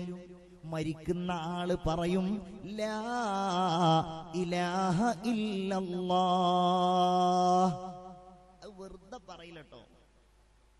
പരീക്ഷയ്ക്ക് വേണമെങ്കിൽ ടീച്ചർമാരും കാണുന്നില്ലെങ്കിൽ കയ്യിന്റെ അടിയിൽ എഴുതിക്കൊണ്ടുപോയിട്ട്, ഇത് മരിക്കണ സമയത്ത് കയ്യിലെന്നല്ല എവിടെ എഴുതി വെച്ചാലും അത് പറയണമെങ്കിൽ അതുവരെയുള്ള പരീക്ഷയ്ക്ക് വേണ്ടിയിട്ട്, ആ പരീക്ഷയ്ക്ക് വേണ്ടിയിട്ട് നന്നായി പഠിക്കണം. ലാ ഇലാഹ ഇല്ലല്ലാഹ്, അല്ലേ? എന്നാലേ ശരിയാവുള്ളൂ. അല്ലെങ്കിൽ ഒരു രക്ഷയില്ല. അത് ആഗ്രഹിച്ചിട്ട് കാര്യമില്ല. മലക്കുകൾ ഇങ്ങനെ പറയാണ്, പേടിക്കണ്ട, സങ്കടപ്പെടേണ്ട, നിങ്ങൾക്ക് സ്വർഗമുണ്ട്. ആ സമയത്ത് അവൻ പറയുന്നു, ലാ ഇലാഹ ഇല്ലല്ലാഹ്. റസൂലുള്ള പറഞ്ഞു, നിങ്ങൾ മരിക്കുന്ന ആളെ നിരീക്ഷിക്കണം. ഇർഖബുൽ മയ്യിത ഇൻദ സലാസ്. മരിക്കുന്ന ആളെ 3 അവസ്ഥകൾ അയാൾക്കുണ്ടോ എന്ന് നിങ്ങൾ നിരീക്ഷിക്കണം. ഒന്നാമത്തത് എന്താണ്? അവന്റെ നെറ്റിത്തടം വിയർക്കുന്നുണ്ട്, അവന്റെ കണ്ണുകൾ ഒഴുകുന്നുണ്ട്, അവന്റെ ചുണ്ടുകൾ ഉണങ്ങിയിട്ടുണ്ട്. അങ്ങനെ നിങ്ങൾ കണ്ടാൽ ഫഹിയ റഹ്മത്തും മിൻ റഹ്മത്തില്ലാഹ്. അല്ലാഹുവിന്റെ കാരുണ്യം അനുഭവിച്ചയാള് മരിക്കുകയാണ്. അതല്ല, ആ മനുഷ്യനുണ്ടല്ലോ, അറുത്തിട്ട ഒട്ടകം അറുക്കുന്നത് പോലെ, കരയുന്നത് പോലെ, ഞെരങ്ങുന്നത് പോലെ അവൻ ഞെരങ്ങുകയും അവന്റെ ശരീരത്തിൽ നിന്ന്, അവന്റെ ചുണ്ടുകളിൽ നിന്ന് നുരയും പതയും വരികയും അവന്റെ നിറം ചുവപ്പ് നിറമാവുകയും ചെയ്യുന്നത് നിങ്ങൾ കണ്ടാൽ അല്ലാഹുവിന്റെ അദാബ് ഇറങ്ങിയിട്ട് ആ മനുഷ്യൻ മരിക്കുകയാണെന്ന് നിങ്ങൾ മനസ്സിലാക്കണമെന്ന് മുഹമ്മദ് മുസ്തഫ സല്ലല്ലാഹു അലൈഹി വസല്ലം. അല്ലേ, നമുക്കൊക്കെ പറയാൻ കഴിയണം മരിക്കുന്ന സമയത്ത് ലാ ഇലാഹ ഇല്ലല്ലാഹ്. അത് പറയാൻ എല്ലാവർക്കും കഴിയില്ല, നല്ലവർക്ക് കഴിയും. നമ്മൾ ചില ആളുകളെ പറ്റി വിചാരിക്കും, ഇയാളൊന്നും അറിയാത്ത ആള്, ഇയാള് മണ്ടൻ. കേരളത്തിന്റെ മുഖ്യമന്ത്രി ആരാന്ന് ചോദിച്ചാൽ പോലും ഈ കാക്കാക്ക് അറിയില്ല, അവനെ പറ്റി പറയും. ലോകം തിരിയില്ല എന്നാ നമുക്ക് അവരെ പറ്റിയുള്ള വെപ്പ്. പക്ഷേ നമ്മെക്കാളും ലോകം തിരിയുന്നത് അവർക്കാന്ന് നമ്മൾ മനസ്സിലാക്കില്ല.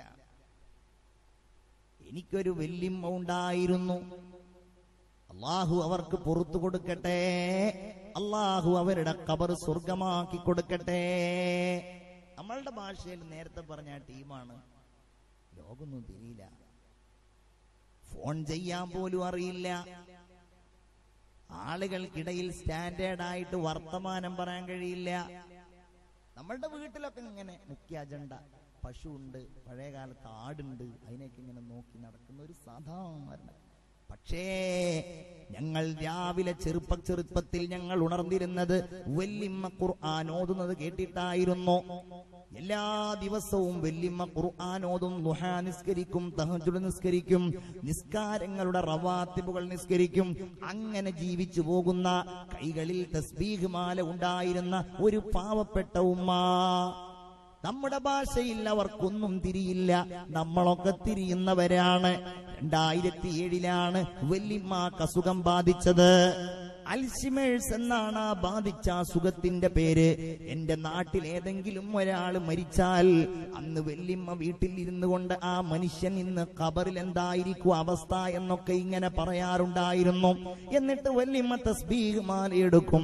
എന്നിട്ട് മരിച്ച ആൾക്ക് വേണ്ടി, പ്രത്യേകിച്ച് കുടുംബാംഗമാണെങ്കിൽ, വല്യമ്മ ഒറ്റയ്ക്കിരുന്നു കൊണ്ട് 70,000 ദിക്റ് ചൊല്ലും. എപ്പോഴും അങ്ങനെ ചൊല്ലും, ലാ ഇലാഹ ഇല്ലല്ലാഹ്, ലാ ഇലാഹ ഇല്ലല്ലാഹ്. ഞങ്ങൾ ചോദിച്ചാ പറയും അത് ഇന്ന ആൾക്കുള്ളതാണ്. അങ്ങനെ ജീവിച്ചിരുന്ന അവർക്ക് 2005 അൽഷിമേഴ്സ് എന്ന രോഗം ബാധിക്കുന്നത്. 2007 അവർ ഈ ലോകത്തോട് വിട പറയുന്നത്. അൽഷിമേഴ്സിന്റെ പ്രത്യേകത നിങ്ങൾക്കറിയാമല്ലോ, എല്ലാം മറന്നുപോവുക, എല്ലാം അവര് മറന്നുപോയി. നാട് മറന്നു, വീട് മറന്നു, മക്കളെ മറന്നു, പേരക്കിടാങ്ങളെ മറന്നു. അവസാനം 2007 റബീഉൽ ആഖിർ മാസത്തിൽ അവരിങ്ങനെ കിടക്കുകയാണ്, വിഷമത്തോടുകൂടെ മരിക്കാൻ കിടക്കുകയാണ്. ഞങ്ങളെ ഒന്നും അറിയില്ല. പക്ഷേ ഒരു കാര്യമുണ്ട് മുഅ്മിനെ, ഞങ്ങളൊക്കെ വല്യമ്മയെ കാണാൻ ചെന്നാൽ ഒരു മുഅ്മിനായ മനുഷ്യന്റെ അടുക്കൽ അങ്ങനെ രോഗാവസ്ഥയിൽ ചെല്ലുമ്പോ, പ്രത്യേകിച്ച് അവര് മരണാസന്നരാകുമ്പോ നമ്മൾ അവർക്ക് ചൊല്ലിക്കൊടുക്കേണ്ട, ഓർമ്മിപ്പിക്കേണ്ട കാര്യമുണ്ടല്ലോ. അതൊക്കെ ഞങ്ങൾ ഇങ്ങനെ അതബോടുകൂടെ പറയും. ഞങ്ങൾ അവിടെ വെച്ച് എന്ത് പറഞ്ഞാലും അത് ഓർമ്മയില്ലാത്ത വല്യമ്മയുണ്ടല്ലോ, വല്യമ്മയുടെ മുമ്പിൽ പോയി ഞങ്ങൾ ലാ ഇലാഹ ഇല്ലല്ലാഹ് എന്ന് പറഞ്ഞ അത് മാത്രം പറയും. അങ്ങനെ ഒരു വെള്ളിയാഴ്ച രാവിലെ അവര് മരിക്കുകയാണ്. ഞങ്ങൾ 3 യാസീൻ ഓതി. യാസീൻ കഴിഞ്ഞപ്പോ വല്യമ്മയുടെ സക്കറാത്തിന്റെ ഹാല് വന്നു. ഞങ്ങൾ ഇങ്ങനെ, എന്റെ പിതാവിങ്ങനെ ലാ ഇലാഹ ഇല്ലല്ലാഹ് മരിച്ചുകൊണ്ടിരിക്കുന്ന സമയത്ത് അവരുടെ ചുണ്ടുകളിൽ അതിങ്ങനെ പറഞ്ഞത് ഞാൻ ഈ സന്ദർഭത്തിൽ ഓർത്തു പോവുകയാണ്. എന്തേ കാര്യം? നമ്മുടെ ഭാഷയിൽ അവർക്കൊന്നും അറിയില്ല. പക്ഷേ സുമ്മസ്തഖാമു തനസ്സലു അലൈഹിമുൽ മലായിക അല്ലാ തഖാഫു വലാ തഹ്സനു. നിങ്ങൾ ദുഃഖിക്കണ്ട, വിഷമിക്കണ്ട, മലക്കുകൾ വന്ന് പറയും എന്നാണ്. നല്ല മരണം, നല്ല മരണം, ഈമാനോടെയുള്ള മരണം ഉറപ്പാണല്ലോ മുഅ്മിനീങ്ങളെ. ഒരു മുഅ്മിനായ മനുഷ്യൻ ഈ ലോകത്തോട് വിട പറയുമ്പോൾ അവന് പാരത്രികമായ സന്തോഷത്തിന്റെ ആദ്യാനുഭവം ഏതാണെന്നറിയുമോ? ലിമാ യറാ മിൻ കറാമാത്തില്ലാഹി വസവാബിഹി. അല്ലാഹു റബ്ബുൽ ഇസ്സത്ത് അവന് നൽകുന്ന സ്വർഗം അവൻ കാണുന്നതാണ് ആ ഏറ്റവും വലിയ സന്തോഷം. അല്ലാഹു അത് നമുക്കൊക്കെ നൽകട്ടെ. നിങ്ങളൊക്കെ ആത്മാർത്ഥമായിട്ട് ആമീൻ പറയും. അല്ലാഹു നമുക്കൊക്കെ അത് നൽകട്ടെ. ഇതൊക്കെ ചീത്ത ആളാണെങ്കിൽ ഈ ആമീൻ പറയാത്തവരൊക്കെ വളരെ ശക്തമായിട്ട് തന്നെ ആമീൻ പറയണം. പറയാത്തവരൊക്കെ ആത്മാർത്ഥമായിട്ട് ആമീൻ പറയണം. കാരണം ഇങ്ങനെ പറയുന്ന ഒരു മജ്ലിസിൽ വെച്ചിട്ട് നമ്മളത് ആഗ്രഹിച്ചിട്ടില്ലെങ്കിൽ പിന്നെ എപ്പോഴാണ് നമ്മളത് ആഗ്രഹിക്കും? ഒറ്റയ്ക്കിരുന്ന ഉറപ്പാണ്, ഇതൊക്കെ കഴിഞ്ഞാൽ കഴിഞ്ഞു. അള്ളാഹു നമുക്ക് അങ്ങനെയുള്ള ഈമാനോടെയുള്ള മരണം തരട്ടെ. മുഅ്മിനെ ചിന്തിക്ക, എന്താ പറയുന്നത്? നല്ലവനല്ലെങ്കിൽ ഫനുസുലും മിൻ ഹമീം വതസ്ലിയതു ജഹീം. അവന് നരകത്തിലുള്ള ചുട്ടുതിളക്കുന്ന വെള്ളമാണ്, നരകത്തിലെ കരിയലാണ്, ചുട്ടുതിളക്കുന്ന വെള്ളം കൊണ്ടുള്ള സൽക്കാരമാണ്. കള്ള് കുടിക്കുന്ന ഒരാൾ മരിക്കുമ്പോ ആ മരിക്കുന്ന വേളയിൽ അവന്റെ മുഖത്തേക്ക് നരകത്തിലെ ചുട്ടുതിളക്കുന്ന വെള്ളം അല്ലാഹുവിന്റെ മലക്കുകൾ ഒഴിക്കുമെന്ന് മുഹമ്മദ് മുസ്തഫ സ്വല്ലല്ലാഹു അലൈഹി വസല്ലം.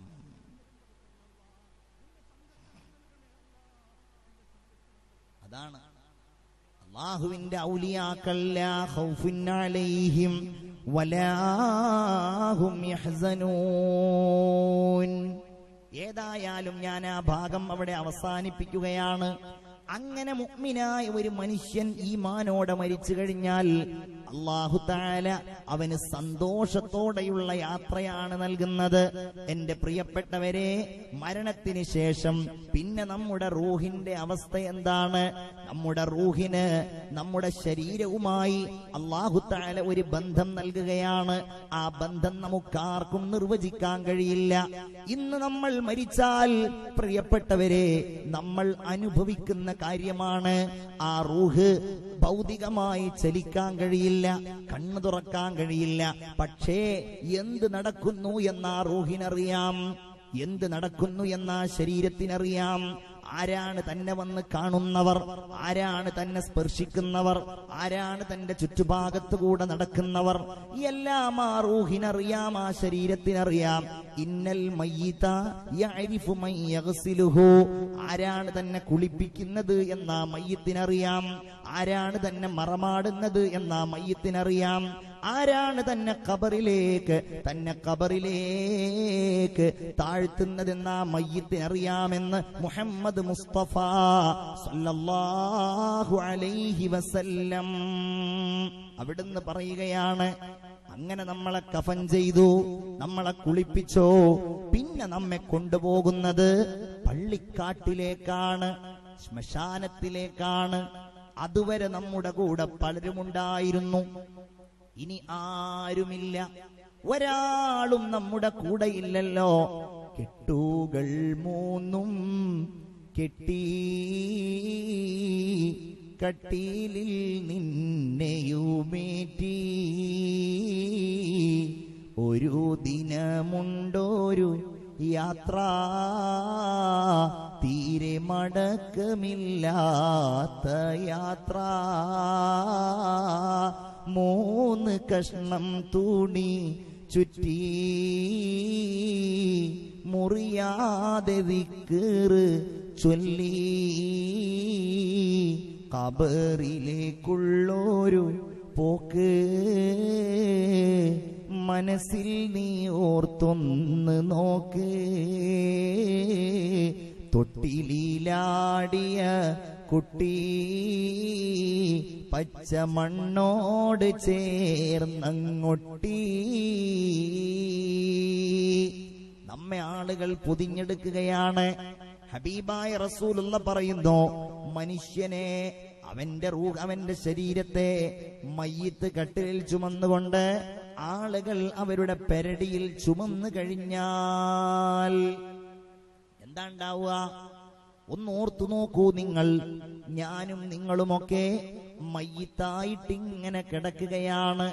ഒരു രക്ഷയും അവിടെയില്ല. ഞാൻ പോരുന്നില്ല എന്ന് പറയാൻ പറ്റില്ലല്ലോ. ഹബീബ് പറയുകയാണ് സ്വല്ലല്ലാഹു അലൈഹി വസല്ലം, ആ മയ്യിത്ത് നല്ല മയ്യിത്താണെങ്കിൽ, ഞാൻ പറഞ്ഞല്ലോ ഈമാനുള്ള മയ്യിത്ത്, ഇഖ്ലാസുള്ളയാൾ, ഹറാമിൽ നിന്ന് വിട്ടുനിന്നയാൾ, അങ്ങനെയുള്ള മയ്യിത്താണെങ്കിൽ ഈ കട്ടിലിൽ കിടന്നുകൊണ്ട് ഈ മയ്യിത്ത് പറയുകയാണ്, ഖദ്ദിമോനി ഖദ്ദിമോനി, എന്നെ നിങ്ങൾ വേഗം കൊണ്ടുപോകൂ, എന്നെ നിങ്ങൾ വേഗം കൊണ്ടുപോകൂ. വ ഇൻ കാനത്ത് ഗൈറു സാലിഹ, ആ മയ്യിത്ത് അത് നല്ല മയ്യിത്തല്ല എങ്കിൽ, വ ഇൻ കാനത്ത് ഗൈറ സാലിഹ, ആ മയ്യിത്ത് നല്ല മയ്യിത്തല്ല എങ്കിൽ, അള്ളാഹുവിന്റെ റസൂല് പറയുകയാണ്, ആ മയ്യിത്ത് വിളിച്ചു പറയുകയാണ്, യാ വൈലഹാ ഐന തദ്ഹബൂന ബിഹാ, എന്റെ നാശമേ, എന്റെ കഷ്ടമേ, എങ്ങോട്ടാണ് നിങ്ങൾ എന്നെ കൊണ്ടുപോകുന്നത്? റസൂലുള്ള പറയുന്നു, മയ്യിത്ത് കട്ടിലിൽ കിടന്ന് അലറി വിളിക്കുന്ന ഈ ശബ്ദമുണ്ടല്ലോ, യസ്മഉ സൗതഹാ കുല്ലു ശൈഇൻ ഇല്ലൽ ഇൻസാൻ, മനുഷ്യനല്ലാത്ത എല്ലാ ജീവജാലങ്ങളും ഈ മയ്യിത്തിന്റെ ശബ്ദം കേൾക്കും. പ്രിയപ്പെട്ടവരെ, ഇത് ഏതെങ്കിലും അറബിക്കഥ പറയുകയല്ല, അമേരിക്കയിലുള്ള ആളെ കുറിച്ച് പറയുകയല്ല.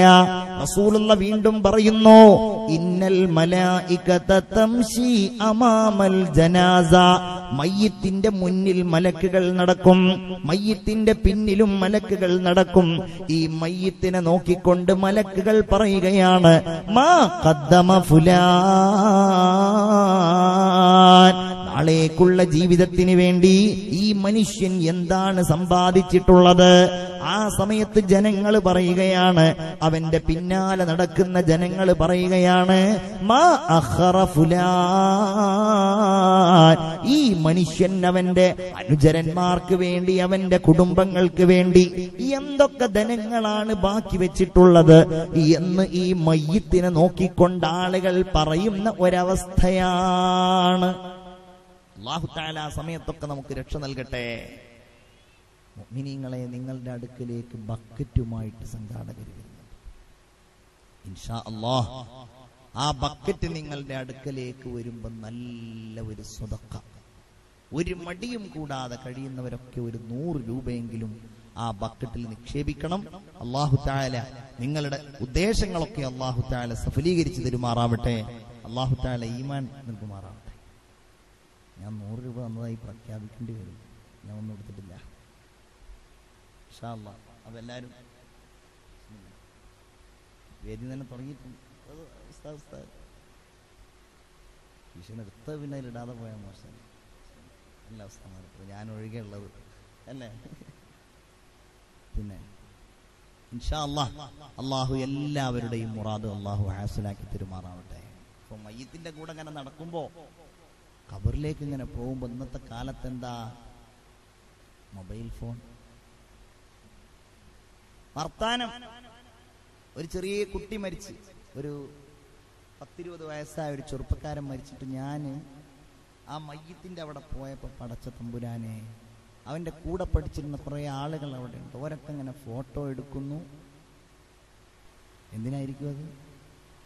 മരിച്ച ആളുടെ ഫോട്ടോ ഫേസ്ബുക്കിൽ ഇട്ടിട്ട് ഇയാൾ മരിച്ചിരിക്കുന്നു എന്നുള്ളതിന് ലൈക്ക് കിട്ടുക എന്ന് പറഞ്ഞാൽ എന്താ അതിൻ്റെ അർത്ഥം? ഇതൊന്നും ഇപ്പം എനിക്കങ്ങനെ കൂടുതൽ അറിഞ്ഞോളണമെന്നില്ല. നിങ്ങളെപ്പോലുള്ള സാമൂഹിക മാധ്യമങ്ങളിലൊക്കെ നന്നായിട്ട് ഇടപെടുന്ന ആൾക്കാർക്ക് ഇത് കാര്യമായിട്ട് അറിയുള്ളൂ. ഒരാൾ മരിച്ചതിന് ഒരു 150 ലൈക്ക് കിട്ടി, ഒരു 500 ലൈക്ക് കിട്ടി എന്ന് പറഞ്ഞപ്പോൾ എന്തായിരിക്കും അതിൻ്റെ അർത്ഥം? ഓ, ഇതെന്തോടെ ഉത്തര കാലം മരിക്കാതിരുന്ന് ഇപ്പോഴെങ്കിലും മരിച്ചത് നന്നായി, ഇത് ഞങ്ങൾക്ക് നല്ല ഇഷ്ടപ്പെട്ടു എന്നല്ലേ അതിൻ്റെ അർത്ഥം? അല്ലേ? അതാണ് ഈ മൊബൈൽ ഫോൺ എന്ന് പറഞ്ഞ സാധനം ഉണ്ടല്ലോ, മരിച്ചോടത്തേക്കൊന്നും പോകുമ്പോൾ ഇനി വേണ്ട, പോയിട്ടത് അവിടുന്ന് ഉപയോഗിക്കാതിരുന്നാൽ മതി. എന്തൊരു കഷ്ടാന്നറിയോ പ്രിയപ്പെട്ടവരെ, വല്ലാത്ത ഒരു ഹുർമത്തുകൾ. ഉസ്താദ് അവിടെ നിന്ന് ഇങ്ങനെ യാസീൻ ഓതുന്നുണ്ടാവും, ദ്വാരക്കുന്നുണ്ടാവും. മോനയിക്കാരപ്പം മൊബൈൽ ഫോൺ എടുത്ത് നിങ്ങളിപ്പോൾ എവിടെ എത്തി? ആമീനൊന്നുമല്ല എനിക്ക് വിഷയം, ഇവൻ്റെ ആ വരാന്ന് പറഞ്ഞ ആൾക്കാർ വരാതിരിക്കുന്നതാണ്. ആ സമയത്ത് എന്തൊക്കെ നിയമങ്ങളുണ്ട്, വ്യവസ്ഥകളുണ്ട് നമുക്കതിൽ. ഖബറിന്റെ അവിടെ പോയിട്ട് മൊബൈലിൽ ഇങ്ങനെ വിളിക്കുന്നുണ്ടാവും. എങ്ങനെയാണ് ആ സമയത്തൊക്കെ അത് മനുഷ്യന്മാർ കഴിയുന്നതാണ് നമ്മൾ ആലോചിക്കുന്നത്. ഇന്നാള് ഭയങ്കര തമാശ തോന്നിപ്പോയി. തമാശ അല്ല, ശരിക്കും അയാൾ അവിടെ ഒരു, ഞാനത് പറഞ്ഞ ഇയാൾ ഭീകരവാദം പറഞ്ഞ ഒരു ചവിട്ട് കൊടുക്കേണ്ടതാണ്. അപ്പൊ ചവിട്ടുന്ന പ്രസംഗത്തിൽ പറയുമ്പോൾ അതൊക്കെ ഒരു ഭീകരവാദം ആവുമല്ലോ, അന്നത്തെ കാലല്ലേ. അയാളുടെ ഈ മണ്ണിടുകയാണ്, 3 പിടി മണ്ണിടുമല്ലോ, 3 പിടി ഇങ്ങനെ ഇടുമല്ലോ. ഇവിടെ ഒന്നും അതില്ലേ. അത് 3 പിടി ഇടുന്നത് അയാൾ ഇങ്ങനെ ഒറ്റ കൈയേറ്റ ഇടുന്നത്. അപ്പൊ എന്താ സംഭവം? ഈ ഒരു കയ്യിൽ ഇങ്ങനെ ഫോൺ വിളിച്ചിട്ട് ഇങ്ങനെ ഇടുക. അത് കണ്ടപ്പോൾ JCB ഓർമ്മ വന്നത്. പക്ഷെ ഞാൻ പിന്നെ ആലോചിച്ച്, ഈ JCB എന്ന് പറഞ്ഞ ഒരു സാധു അല്ലേ? കാരണം JCB ഒരു 10 മിനിറ്റ് പറയണം ഇവിടെയൊക്കെ ആകെ നിരത്തണം എന്ന് പറഞ്ഞാൽ JCB 10 മിനിറ്റ് ചെയ്താലും, എത്ര ക്രൂരമായിട്ടത് ബിൽഡിങ് തകർത്താലും, എത്ര ക്രൂരമായിട്ടത് മല തകർത്താലും, കഴിഞ്ഞതിങ്ങനെ തിരിച്ചു പോകുമ്പോണ്ടാവും 2 കൈയും ആകാശത്തേക്ക് ഉയർത്തിയിട്ട് പടച്ചോനെ പുറത്തു തരണേന്ന് പറഞ്ഞിട്ടായിരിക്കും മൂപ്പര് ഇങ്ങനെ പോണത്. നമ്മളോ അതുകൊണ്ട് ഒരു മിനിറ്റ് അതൊന്നും ഇട്ടോട്ടെ, അത് കഴിഞ്ഞിട്ട് പിന്നെ എൻ്റെ ബാക്കി കാര്യങ്ങൾ. ഒരു പേടിയില്ല. ഞാൻ നാളെ അവസാനം കേട്ടു, ഒരാൾ നാട്ടിൽ മരിച്ചു അത്രേ. മരിച്ചിട്ട് എല്ലാവരും കൂടെ കൂടിയിട്ട് അയാളെ ഖബറടക്കാൻ വേണ്ടി ഇങ്ങനെ കൊണ്ടുവന്നതാണ്. കൊണ്ടുവന്നിട്ട് ഒരാളിങ്ങനെ, ചില ആളുകളുണ്ടായി മരിച്ചു കൊടുത്ത് ഭയങ്കര VIP ഉള്ളതാണ് കുറച്ച് ആൾക്കാർ. അതിൽ ഒരാൾ വൈറ്റ് ആൻഡ് വൈറ്റ് ഒക്കെ ഇട്ടിട്ട് ഖബറിലേക്ക് ഇങ്ങനെ ഇറങ്ങിയിട്ട് ഇയാൾ ആ മയ്യത്ത് ഇങ്ങനെ താഴ്ത്തിക്കൊണ്ടിരിക്കുന്നതിൻ്റെ ഇടയിലാണ് ഇയാളുടെ അരയെന്ന് ഫോൺ ഇങ്ങനെ ബെല്ലടിക്കുന്നത്. അയാൾ മയ്യത്ത് അവിടെ ഖബറിന്റെ ഉള്ളിൽ അവിടെ വെച്ചിട്ട് ഫോൺ എടുത്തിട്ട് പറഞ്ഞു, ഇവിടെ ഒരു 10 മിനിറ്റ് കഴിഞ്ഞ് വിളിക്കുക, അപ്പൊ ഖബറിന്റെ ഉള്ളിലാണുള്ളത് എന്ന് പറഞ്ഞു. പടച്ചോനെ, വിളിച്ച ആള് പേടിക്കാൻ വേറെ എവിടെയെങ്കിലും പോണോ? ഈ ലൈഫ് ടൈം വാലിഡിറ്റി, ഒരു ആഫ്റ്റർ ലൈഫ് ടൈം വാലിഡിറ്റി ആദ്യമായിട്ട് കേൾക്കുകയാണ്. വിളിച്ച ആളാകെ പേടിച്ചു. പടച്ചോനെ, ഇതിപ്പോ എന്താ ഖബറിന്റെ ഉള്ളിലോ? 10 മിനിറ്റ് കഴിഞ്ഞ് വിളിച്ചു നോക്കുമ്പോഴത്തേക്കും ഒരു കാര്യം മനസ്സിലായി. ഇതാണ് സമാന് സംഭവം. തമാശയാണെന്നുണ്ടെങ്കിലും ഇങ്ങനെയൊക്കെയാണ് സംഭവിക്കുന്നത്. ഒരു പേടി, ഒരു ഭയം. ഒന്ന് ആലോചിച്ച് നോക്കി. ആ മയ്യത്ത് ഇങ്ങനെ കൊണ്ടുപോകുമ്പോൾ നമ്മളുടെ മയ്യത്ത് മലക്കുകൾ ഉണ്ടാവും. നല്ലവരാണെങ്കിൽ നല്ല മലക്കുകൾ, അല്ലെങ്കിൽ അദാബിന്റെ മലക്കുകൾ, നല്ല മലക്കുകൾ ഉണ്ടാവും. നിങ്ങൾക്കറിയില്ലേ, സ്വഹാബികളിൽ പ്രമുഖനായിരുന്ന സയ്യിദുനാ സഅദ് ഇബ്നു മുആദ് റളിയല്ലാഹു അൻഹു നബിക്ക് വലിയ ഇഷ്ടമുള്ള സ്വഹാബിയാണ്, വലിയ അടുപ്പമുള്ള സ്വഹാബിയാണ്. സഅദ് ഇബ്നു മുആദ് റളിയല്ലാഹു അൻഹു റസൂലുള്ളാഹിക്ക് ആവേശം നൽകിയ ആളാണ്. ബദറിന്റെ പോർക്കളത്തിൽ റസൂലുള്ളാഹി സ്വല്ലല്ലാഹു അലൈഹി വസല്ലമ തങ്ങൾ യുദ്ധത്തിന്റെ തീരുമാനം പ്രഖ്യാപിച്ചപ്പോ പറഞ്ഞു, അവിടുന്ന് ശത്രുക്കൾ വരുന്നുണ്ട്, 1000-ഓളം വരുന്ന ആളുകളായിട്ട് നമ്മൾ എന്ത് ചെയ്യണം? അബൂബക്കർ റളിയല്ലാഹു അൻഹു, ഉമർ റളിയല്ലാഹു അൻഹു നബിയോട് പറയുന്നു, നബിയേ, നിങ്ങൾ ഞങ്ങളുമായി യുദ്ധം ചെയ്യുക, ഞങ്ങൾ തയ്യാറാണ്, മരിക്കുന്നത് വരെ അങ്ങയോടുകൂടെ പോരാടാൻ. അത് നബിക്കുറപ്പാണ്. കാരണം മുഹാജിറുകളാണ്, മക്കയിൽ നിന്നിങ്ങോട്ട് വന്നവരാണല്ലോ, അതുകൊണ്ടവർ തന്റെ കൂടെ ഉണ്ടാകുമെന്ന് റസൂലുള്ളാഹിക്കറിയാം. നബിക്കറിയേണ്ടിയിരുന്നത് മദീനക്കാരായ അൻസ്വാരികളായ സ്വഹാബികൾ, അവരുടെ പ്രതികരണം എന്താണ് എന്നതാണ്. അങ്ങനെ നബി തിരുമേനി അൻസ്വാരികളിലേക്ക് നോക്കുമ്പോൾ എഴുന്നേറ്റ് നിൽക്കുന്നു സഅദ് ഇബ്നു മുആദ്. നബിയേ, ഞങ്ങളെയാണോ അങ്ങ് ഉദ്ദേശിക്കുന്നത്? പേടിക്കണ്ട നബിയേ, ഞങ്ങൾ ഞങ്ങൾ അങ്ങയുടെ കൂടെയുണ്ട്, ഞങ്ങൾ അങ്ങയുടെ കൂടെയുണ്ടാകും, അങ്ങ് ഞങ്ങളുമായി മുന്നോട്ട് പോവുക. അങ്ങ് ഞങ്ങളുമായിട്ടൊരു കടലിലേക്ക് ഇറങ്ങിയാൽ നോക്കി നിൽക്കാതെ ഞങ്ങളും കടലിലേക്ക് ഇറങ്ങും. അങ്ങ് മലമുകളിൽ കയറിയാൽ ഞങ്ങളും കയറും നബിയെ. അങ്ങ് യുദ്ധം ചെയ്യുക, ഞങ്ങൾ അങ്ങയുടെ മുൻപിലും പിന്നിലും വലത്തും ഇടത്തും നിന്നുകൊണ്ട് പോരാടാൻ തയ്യാറാണ്. നബിക്ക് സന്തോഷം നൽകിയ, ആവേശം നൽകിയ സഅദ് ഇബ്നു മുആദ് മരിച്ചുപോയി. ആ മരണത്തിൽ നബിക്ക് ഭയങ്കര വിഷമം. അവിടുന്ന് പറയുകയാണ്, ഇഹ്തസ്സ അർശുർ റഹ്മാനി ഫീ മൗതി Saad ibn Muadh. Saad ibn മുആദിന്റെ മരണത്തിൽ എന്റെ സ്വഹാബികളെ, അല്ലാഹുവിന്റെ അർശ് പോലും കിടുങ്ങിപ്പോയിട്ടുണ്ട്. അത്രയും വലിയ മരണമാണ്. ഈ മരണം ഇങ്ങനെ റസൂലുള്ള മയ്യിത്തുമായിട്ട് ഇങ്ങനെ പോകുമ്പോ കാലിന്റെ വിരലുകളിൽ നടക്കുകയാണ്. എന്തിനാണ് നബിയെ വിരലുകളിൽ നടക്കുന്നത്? സഅദിന്റെ മയ്യിത്തിനെ അനുധാവനം ചെയ്യാൻ വേണ്ടി വന്നിരിക്കുന്ന ലക്ഷക്കണക്കിന് മലായിക്കത്തുകളുണ്ടല്ലോ. ആ മലക്കുകളുടെ വർദ്ധിച്ച അംഗസംഖ്യ കാരണം എനിക്ക് ഭൂമിയിൽ ചവിട്ടാൻ വയ്യ എന്ന് ഖാല റസൂലുള്ളാഹി സ്വല്ലല്ലാഹു അലൈഹി വസല്ലം. നല്ല മലക്കുകൾ ഉണ്ടാവും അല്ലേ?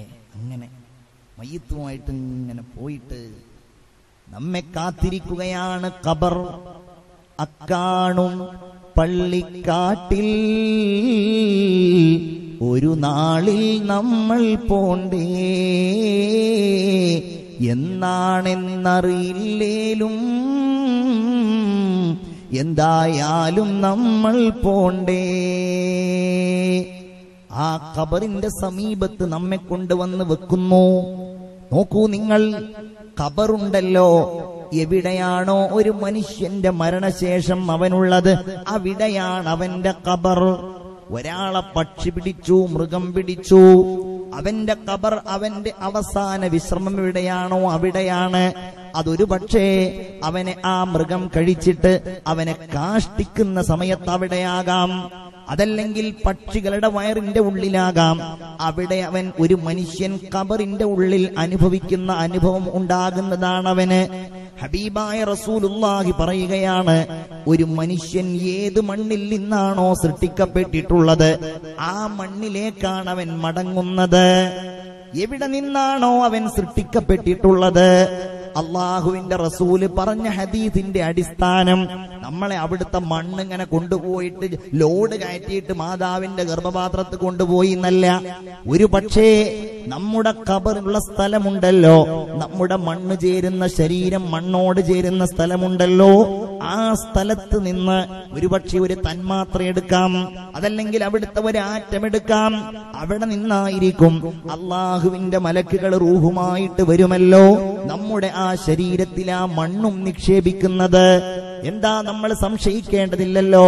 ഹബീബായ റസൂലുള്ളാഹി സ്വല്ലല്ലാഹു അലൈഹി വസല്ലം പറയുന്നു, ഒരു മനുഷ്യനെ അല്ലാഹു തആല ഒരു സ്ഥലത്ത് ഖബറടക്കാൻ വേണ്ടി ഉദ്ദേശിച്ചു കഴിഞ്ഞാൽ അവിടേക്ക് അല്ലാഹു അവന് ഒരാവശ്യം ഉണ്ടാക്കി കൊടുക്കുന്നതാണ്.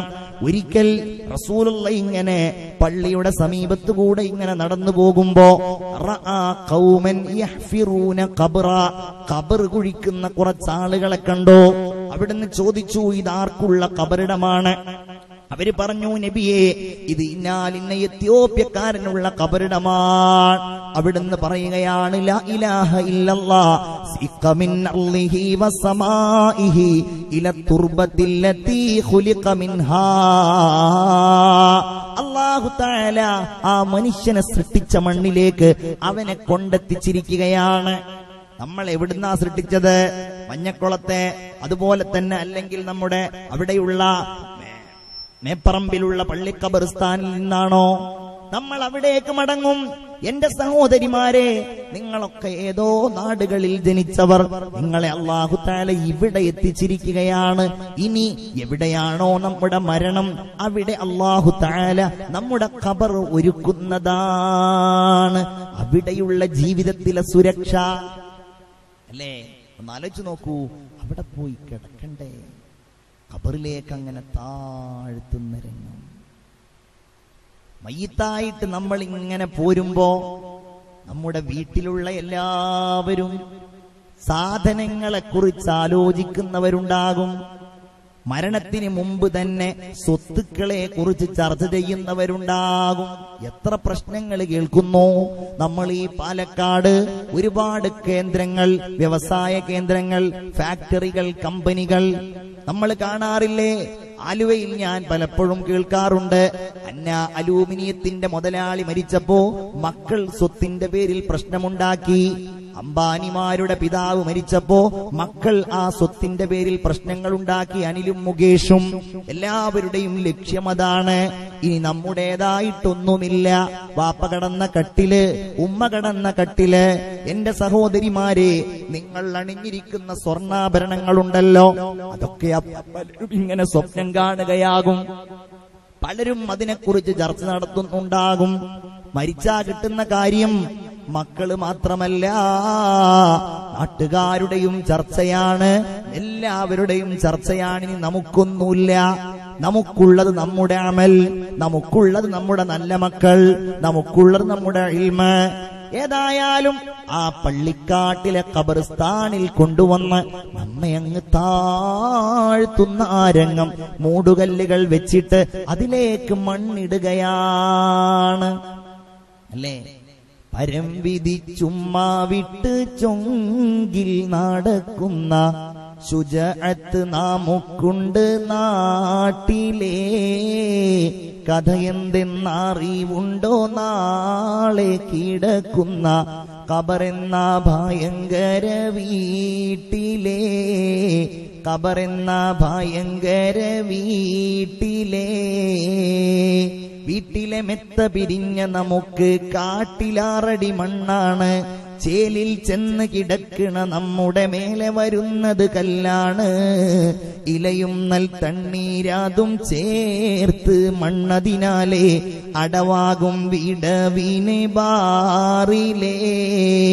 കനവേറും വീതം കല്ലും മണ്ണും അതിന്മീതെ മറമാടും ഖബർ ബാഹുജോറിലേ. മറമാടും ഖബർ ബാഹുജോറിലേ.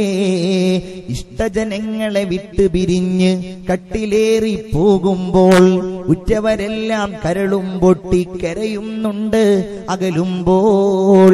അകലുമ്പോൾ ഗൃഹത്തിലെ പെണ്ണ് പറയുന്നു, ഉലകത്തിൽ തണി എന്നിലാരെന്ന്. ഉലകത്തിൽ തണി എന്നിലാരെന്ന്. ബഹുമാനപ്പെട്ട ഹസനുൽ ബസരി റളിയല്ലാഹു അൻഹു ഇഹ്യയിൽ ഇമാം ഗസാലി റളിയല്ലാഹു അൻഹു ഉദ്ധരിച്ചിട്ടുണ്ട്. ഒരു മയ്യിത്ത് സംസ്കരണത്തിൽ പങ്കെടുക്കാൻ പോയി. ആ ജനാസ സംസ്കരണത്തിൽ ഒരു നാട്ടിലെ ഒരു സ്ത്രീയാണ് മരിച്ചിട്ടുള്ളത്. ആ സമയത്ത് ബഹുമാനപ്പെട്ട ഹസനുൽ ബസരി ആ മയ്യിത്തിന്റെ സമീപത്ത് ചൊല്ലുന്നു. അവിടെ തന്നെയുണ്ട് ആ കാലഘട്ടത്തിൽ ജീവിച്ചിരുന്ന പ്രസിദ്ധനായ കവിയായിരുന്ന ഫറസ്ദഖും അവിടെ ഉണ്ടായിരുന്നു. ഫറസ്ദഖ് കള്ളു കുടിക്കും, നല്ല കവിത പാടും. എന്റെ പ്രിയപ്പെട്ട മുതഅല്ലിമീങ്ങൾ, നിങ്ങൾ അദബ് പഠിക്കുമ്പോൾ, അറബി സാഹിത്യം പഠിക്കുമ്പോൾ ഫറസ്ദഖിന്റെ ഒരുപാട് കവിതകൾ നിങ്ങൾ പഠിക്കാറുണ്ടല്ലോ. അങ്ങനെ ഇരിക്കുമ്പോൾ ആളുകൾ ഇങ്ങനെ പറയുകയാണ്, ഇന്ന് ലോകത്തുള്ള ഏറ്റവും നല്ല മനുഷ്യനും ഇവിടെയുണ്ട്, ഏറ്റവും മോശക്കാരനായ മനുഷ്യൻ ഇവിടെയുണ്ട്. അങ്ങനെ ഹസനുൽ ബസരി റളിയല്ലാഹു അൻഹു അതാ ഫറസ്ദഖിനെ കാണുകയാണ്. ഫറസ്ദഖ് ഇങ്ങനെ പല കാര്യങ്ങളും പറയുന്നുണ്ട്. അവസാനം ഫറസ്ദഖ് ആ മയ്യിത്തിന്റെ പിന്നാലെ ഇങ്ങനെ നടന്നു പോയിട്ട് ആ സ്ത്രീയെ അങ്ങ് ഖബറടക്കം ചെയ്തപ്പോ ഖബറിന്റെ സമീപത്ത് നിന്ന് ഫറസ്ദഖ് അങ്ങ് പാട്ടുപാടാൻ തുടങ്ങി. കാണുന്നവരും കേൾക്കുന്നവരും കണ്ണീരോടെ ആ പാട്ടിനെ കേൾക്കാൻ തുടങ്ങി. സംഭവം കള്ളുകുടിയനാണ്, എന്നാലും ആ പാട്ടിന്റെ ആശയം അഖാഫു വറഅൽ ഖബ്രി ഇല്ലം തുആഫിനി. ആ കവിതയിൽ അദ്ദേഹം പറയുന്നത്, പടച്ചോനെ, എനിക്കൊരു രക്ഷയുമില്ലല്ലോ എന്റെ ഖബർ ജീവിതത്തിന്. ഞാൻ അതിൽ പെട്ടുകഴിഞ്ഞാൽ നീ എനിക്ക് മാപ്പ് തന്നിട്ടില്ലെങ്കിൽ പിന്നെ എന്താണ് എനിക്കവിടെ ക്രൂരമായ ശിക്ഷയല്ലാതെ ഖബറിന്റെ ഉള്ളിൽ എനിക്കാരുമുണ്ടാവുകയില്ലല്ലോ എന്നെല്ലാം പറഞ്ഞ് ഇയാൾ ഇങ്ങനെ പാട്ട് പാടുകയാണ്. ഖബറിന്റെ യാഥാർത്ഥ്യത്തെക്കുറിച്ച് ഫറസ്ദഖ് ഫറസ്ദഖ് ഇങ്ങനെ ബോധ്യപ്പെടുത്തിയപ്പോ ബഹുമാനപ്പെട്ട ഹസനുൽ ബസ്രി റളിയല്ലാഹു അൻഹു ഫറസ്ദഖിന്റെ അടുക്കൽ പോയിട്ട് ചോദിച്ചു, ഫറസ്ദഖേ, നിങ്ങൾ പാട്ടുപാടി എല്ലാവരും കരഞ്ഞുപോയി. മാദാ അഅദത്ത ലിഹാദൽ യൗമിർ റഹീം, എന്താണ് ഫറസ്ദഖേ നിങ്ങൾ ഈ ദിവസത്തിന് വേണ്ടി തയ്യാറാക്കിയിട്ടുള്ളത്? ഫറസ്ദഖ് അപ്പോഴും പറയുന്നു, എനിക്കൊന്നുമില്ല, പക്ഷേ ഒന്നുണ്ട്, ലാ ഇലാഹ ഇല്ലല്ലാഹ്, അതുകൊണ്ട് ഞാൻ ഖബറിൽ രക്ഷപ്പെട്ടോളും എന്ന് പറഞ്ഞു. ഖബർ ഏകാന്തതയുടെ വീട്, ആരുമില്ലാത്ത വീട്. നമ്മൾ മറഞ്ഞു കിടക്കുന്ന ഖബറുണ്ടല്ലോ, നമ്മൾ അടക്കപ്പെടാൻ പോകുന്ന ആ ഖബർ ഓരോ ദിവസവും നമ്മോട് വിളിച്ചു പറയുന്നുണ്ട് എന്നാണ്. അന ബൈത്തുൽ വഹദാ, അന ബൈത്തുൽ ഖുർബാ, അന ബൈത്തുൽ തുറാബ്, അന ബൈത്തുദ്ദൂർ. ഇരുൾ നിറഞ്ഞ ഖബറിന്റെ പള്ളിക്കാടിലെ ഖബർസ്ഥാനെ കുറിച്ച് ഒന്ന് ചിന്തിച്ചത് കേൾക്കൂ മുഅ്മിനേ. ഞാൻ ഏകാന്തതയുടെ വീടാണ്, ഞാൻ കാടത്തത്തിന്റെ വീടാണ്, ഞാൻ ഇരുളിന്റെ വീടാണ്, ഞാൻ പുഴുക്കളുടെ വീടാണ്. എനിക്ക് വേണ്ടി നീ എന്ത് തയ്യാറാക്കി? ഖബർ നമ്മോട് ചോദിക്കുന്നുണ്ട് എന്നാണ്. എന്റെ ചെറുപ്പക്കാരെ, നമുക്കവിടെ പോവണ്ടേ? നിങ്ങൾ ചിന്തിച്ചു നോക്കൂ. നിങ്ങളുടെ പ്രിയപ്പെട്ട ഭാര്യ നിങ്ങളുടെ തൊട്ടടുക്കൽ കിടന്ന് ഉറങ്ങുകയാണ്. പിറ്റേ ദിവസം രാവിലെ നിങ്ങൾ ഭാര്യയെ വിളിച്ചു നോക്കുമ്പോ ഭാര്യ ഉണരുന്നില്ല. നിങ്ങൾ ഒരുപാട് ഉണർത്തി നോക്കി, ഭാര്യ ഉണരുന്നില്ല. അവസാനം മനസ്സിലായി അവൾ മരിച്ചുപോയി. നിങ്ങൾക്ക് സങ്കടമായി, ദുഃഖമായി. നിങ്ങൾ പൊട്ടിക്കരഞ്ഞു. നിങ്ങളുടെ കുഞ്ഞുങ്ങളെ നിങ്ങൾ ചേർത്ത് പിടിച്ചു. ആ കുഞ്ഞുങ്ങളോട് നിങ്ങൾ മറുപടി പറയാൻ കഴിയുന്നില്ല. ഉമ്മ ഉമ്മ എന്ന് 2 വയസ്സായ മോൻ വിളിക്കുമ്പോ നിങ്ങൾക്കൊന്നുമേ പറയാൻ കഴിയുന്നില്ല. അങ്ങനെ നിങ്ങൾ വല്ലാതെ വിഷമിച്ചു. അന്ന് വൈകുന്നേരത്തോടെ നിങ്ങൾ നിങ്ങളുടെ ഭാര്യയെ കൊണ്ടുപോയി അടക്കം ചെയ്തു. നിങ്ങൾ യാസീനോദി, പടച്ചോനേ എന്റെ ഭാര്യ ഇപ്പോഴെവിടെയാണ്? ഖബറിലാണല്ലോ. നിങ്ങൾ ഭാര്യയെ കുറിച്ച് ഇങ്ങനെ ചിന്തിച്ച് അങ്ങനെ രാത്രി നീ കിടന്നോ. നിന്റെ ഓർമ്മയിൽ നിന്റെ ഭാര്യ ഇങ്ങനെ നിറഞ്ഞു നിൽക്കുകയാണ്. അങ്ങനെ ദിവസം 1 കഴിഞ്ഞു, 2 കഴിഞ്ഞു, 3 ദിവസം കഴിഞ്ഞപ്പോ നിനക്കുറക്കം വരുന്നില്ല. എന്റെ ഭാര്യ കഴിഞ്ഞ ദിവസം എന്റോട് കൂടെയുണ്ടായിരുന്നു, ഇന്നെനിക്ക് അവളെ പോയിട്ടൊന്ന് കാണണം. ഈ തീരുമാനത്തോടെ പള്ളിക്കാട്ടിലേക്ക് പോകാൻ നിനക്ക് ധൈര്യമുണ്ടോ? മൺവെട്ടിയുമായിട്ട് നീ പോയാൽ പള്ളിയിലെ ഇമാം ഉറങ്ങുമ്പോ, പള്ളിയിലെ മുക്രി ഉറങ്ങുമ്പോ, ചെറുപ്പക്കാരെ നിങ്ങൾക്ക് ധൈര്യമുണ്ടോ? ആ പള്ളിക്കാട്ടിലെ ഖബർ അടക്കം ചെയ്തിരിക്കുന്ന മീസാൻ കല്ലുകൾ എടുത്തു മാറ്റിയിട്ട് കയ്യിലിരിക്കുന്ന മൺവെട്ടിയുണ്ട്. ആ പള്ളിക്കാട്ടിലെ ഖബർ ഇങ്ങനെ കുഴിച്ച് ഇപ്പോൾ കാണാം നിങ്ങളുടെ ഭാര്യയുടെ മുഖമെന്ന്. ഇപ്പോൾ കാണാം അവളെ ഒരു നോക്കുകൂടെ. അത് കഴിഞ്ഞിട്ട് മൂടുകല്ല് വെച്ചിട്ട് ആ മണ്ണെല്ലാം അവിടെ തന്നെ വെച്ചിട്ട് നിങ്ങൾക്ക് തിരിച്ചു പോരാം. നിങ്ങൾക്ക് ധൈര്യമുണ്ടോ ആ മൂടുകല്ലൊന്നു മാറ്റാൻ, 2 മാറ്റാൻ, 3 കല്ല് മാറ്റിയിട്ട് അതിലേക്കൊന്ന് ടോർച്ചടിച്ചു നോക്കാൻ ധൈര്യമുണ്ടോ? നിങ്ങളുടെ രാത്രികളെ സജീവമാക്കി മാറ്റിയ നിങ്ങളുടെ ഭാര്യ അവിടെയില്ല. അവിടെയുള്ളത് കണ്ണെല്ലാം കുഴിഞ്ഞ്, ദുർഗന്ധം വമിക്കുന്ന മുടിയെല്ലാം കൊഴിഞ്ഞ്, ചലമിങ്ങനെയാക്കി പുഴുക്കളിങ്ങനെ നുരമ്പിക്കൊണ്ടിരിക്കുന്ന നിങ്ങളുടെ ഭാര്യയുടെ മയ്യിത്താൻ. ഏതൊരാളുടേതും അതാണ്. ഖബറിന്റെ അവസ്ഥ അതാണ്. ശരീരം മണ്ണ് തിന്നാനുള്ളതാണ്. നമ്മൾ പേടിക്കണം. എന്നിട്ട് നമ്മൾ നിസ്കരിക്കണം. എന്നിട്ട് നമ്മൾ ഇബാദത്ത് ചെയ്യണം. അല്ലാതെ കളി തമാശകൾ, വെറുതെ വിളംബരങ്ങൾ, വെറുതെ യുദ്ധപ്രഖ്യാപനങ്ങൾ, വെറുതെ ഗീബത്തുകൾ, ഇതൊക്കെ ആർക്ക് വേണ്ടി? ഏതൊരാൾക്കാണ്? ഇവിടെ കൊട്ടാര സദൃശ്യമായ ഖബറിടമുള്ളത്. സൗദി അറേബ്യയുടെ രാജാവായിരുന്ന അബ്ദുള്ള രാജാവ് മരിച്ചുപോയി. അള്ളാഹു അദ്ദേഹത്തിന്റെ ഖബർ സ്വർഗമാക്കി കൊടുക്കട്ടെ. പരിശുദ്ധനായ UAE-യുടെ ഭരണാധികാരിയായ സുൽത്താൻ ആലു നഹിയാൻ മരിച്ചുപോയി. അബൂദാബിയിലെ ഗ്രാൻഡ് മോസ്കിൽ അദ്ദേഹത്തിന്റെ ഖബറിന്റെ സമീപത്ത് ഞാൻ പോയിട്ടുണ്ട്. 6 അടി മണ്ണല്ലേ? അബ്ദുള്ള രാജാവിന് 6 അടി മണ്ണല്ലേ? രാജാക്കന്മാർക്ക് 6 അടി മണ്ണല്ലേ? ആർക്കെങ്കിലും കിട്ടിയോ അതിനപ്പുറം? ആർക്കെങ്കിലും കിട്ടിയോ വല്ലതും? ഒരാൾക്കുമില്ല. പാവപ്പെട്ടവനും ഇതേ ഖബർ, പണക്കാരനും ഇതേ ഖബർ. ഖബറിന്റെ ഉള്ളിൽ മൂടിക്കഴിഞ്ഞാൽ, ഖബറിൽ മണ്ണിട്ട് കഴിഞ്ഞാൽ ആ ഖബറിന്റെ ഉള്ളിൽ പിന്നെ വാതകങ്ങളാണ്. ഇരുളിന്റെ വീടാണ് അല്ലേ? ഇരുളിന്റെ വീട്, ഇരുളാൽ പേയിന്റിട്ട വീട്, ഖബറെന്ന മണ്ണറക്കൂട്, നാളെ കിടക്കുന്ന വീട്, ഖബറെന്ന മണ്ണറക്കൂട്.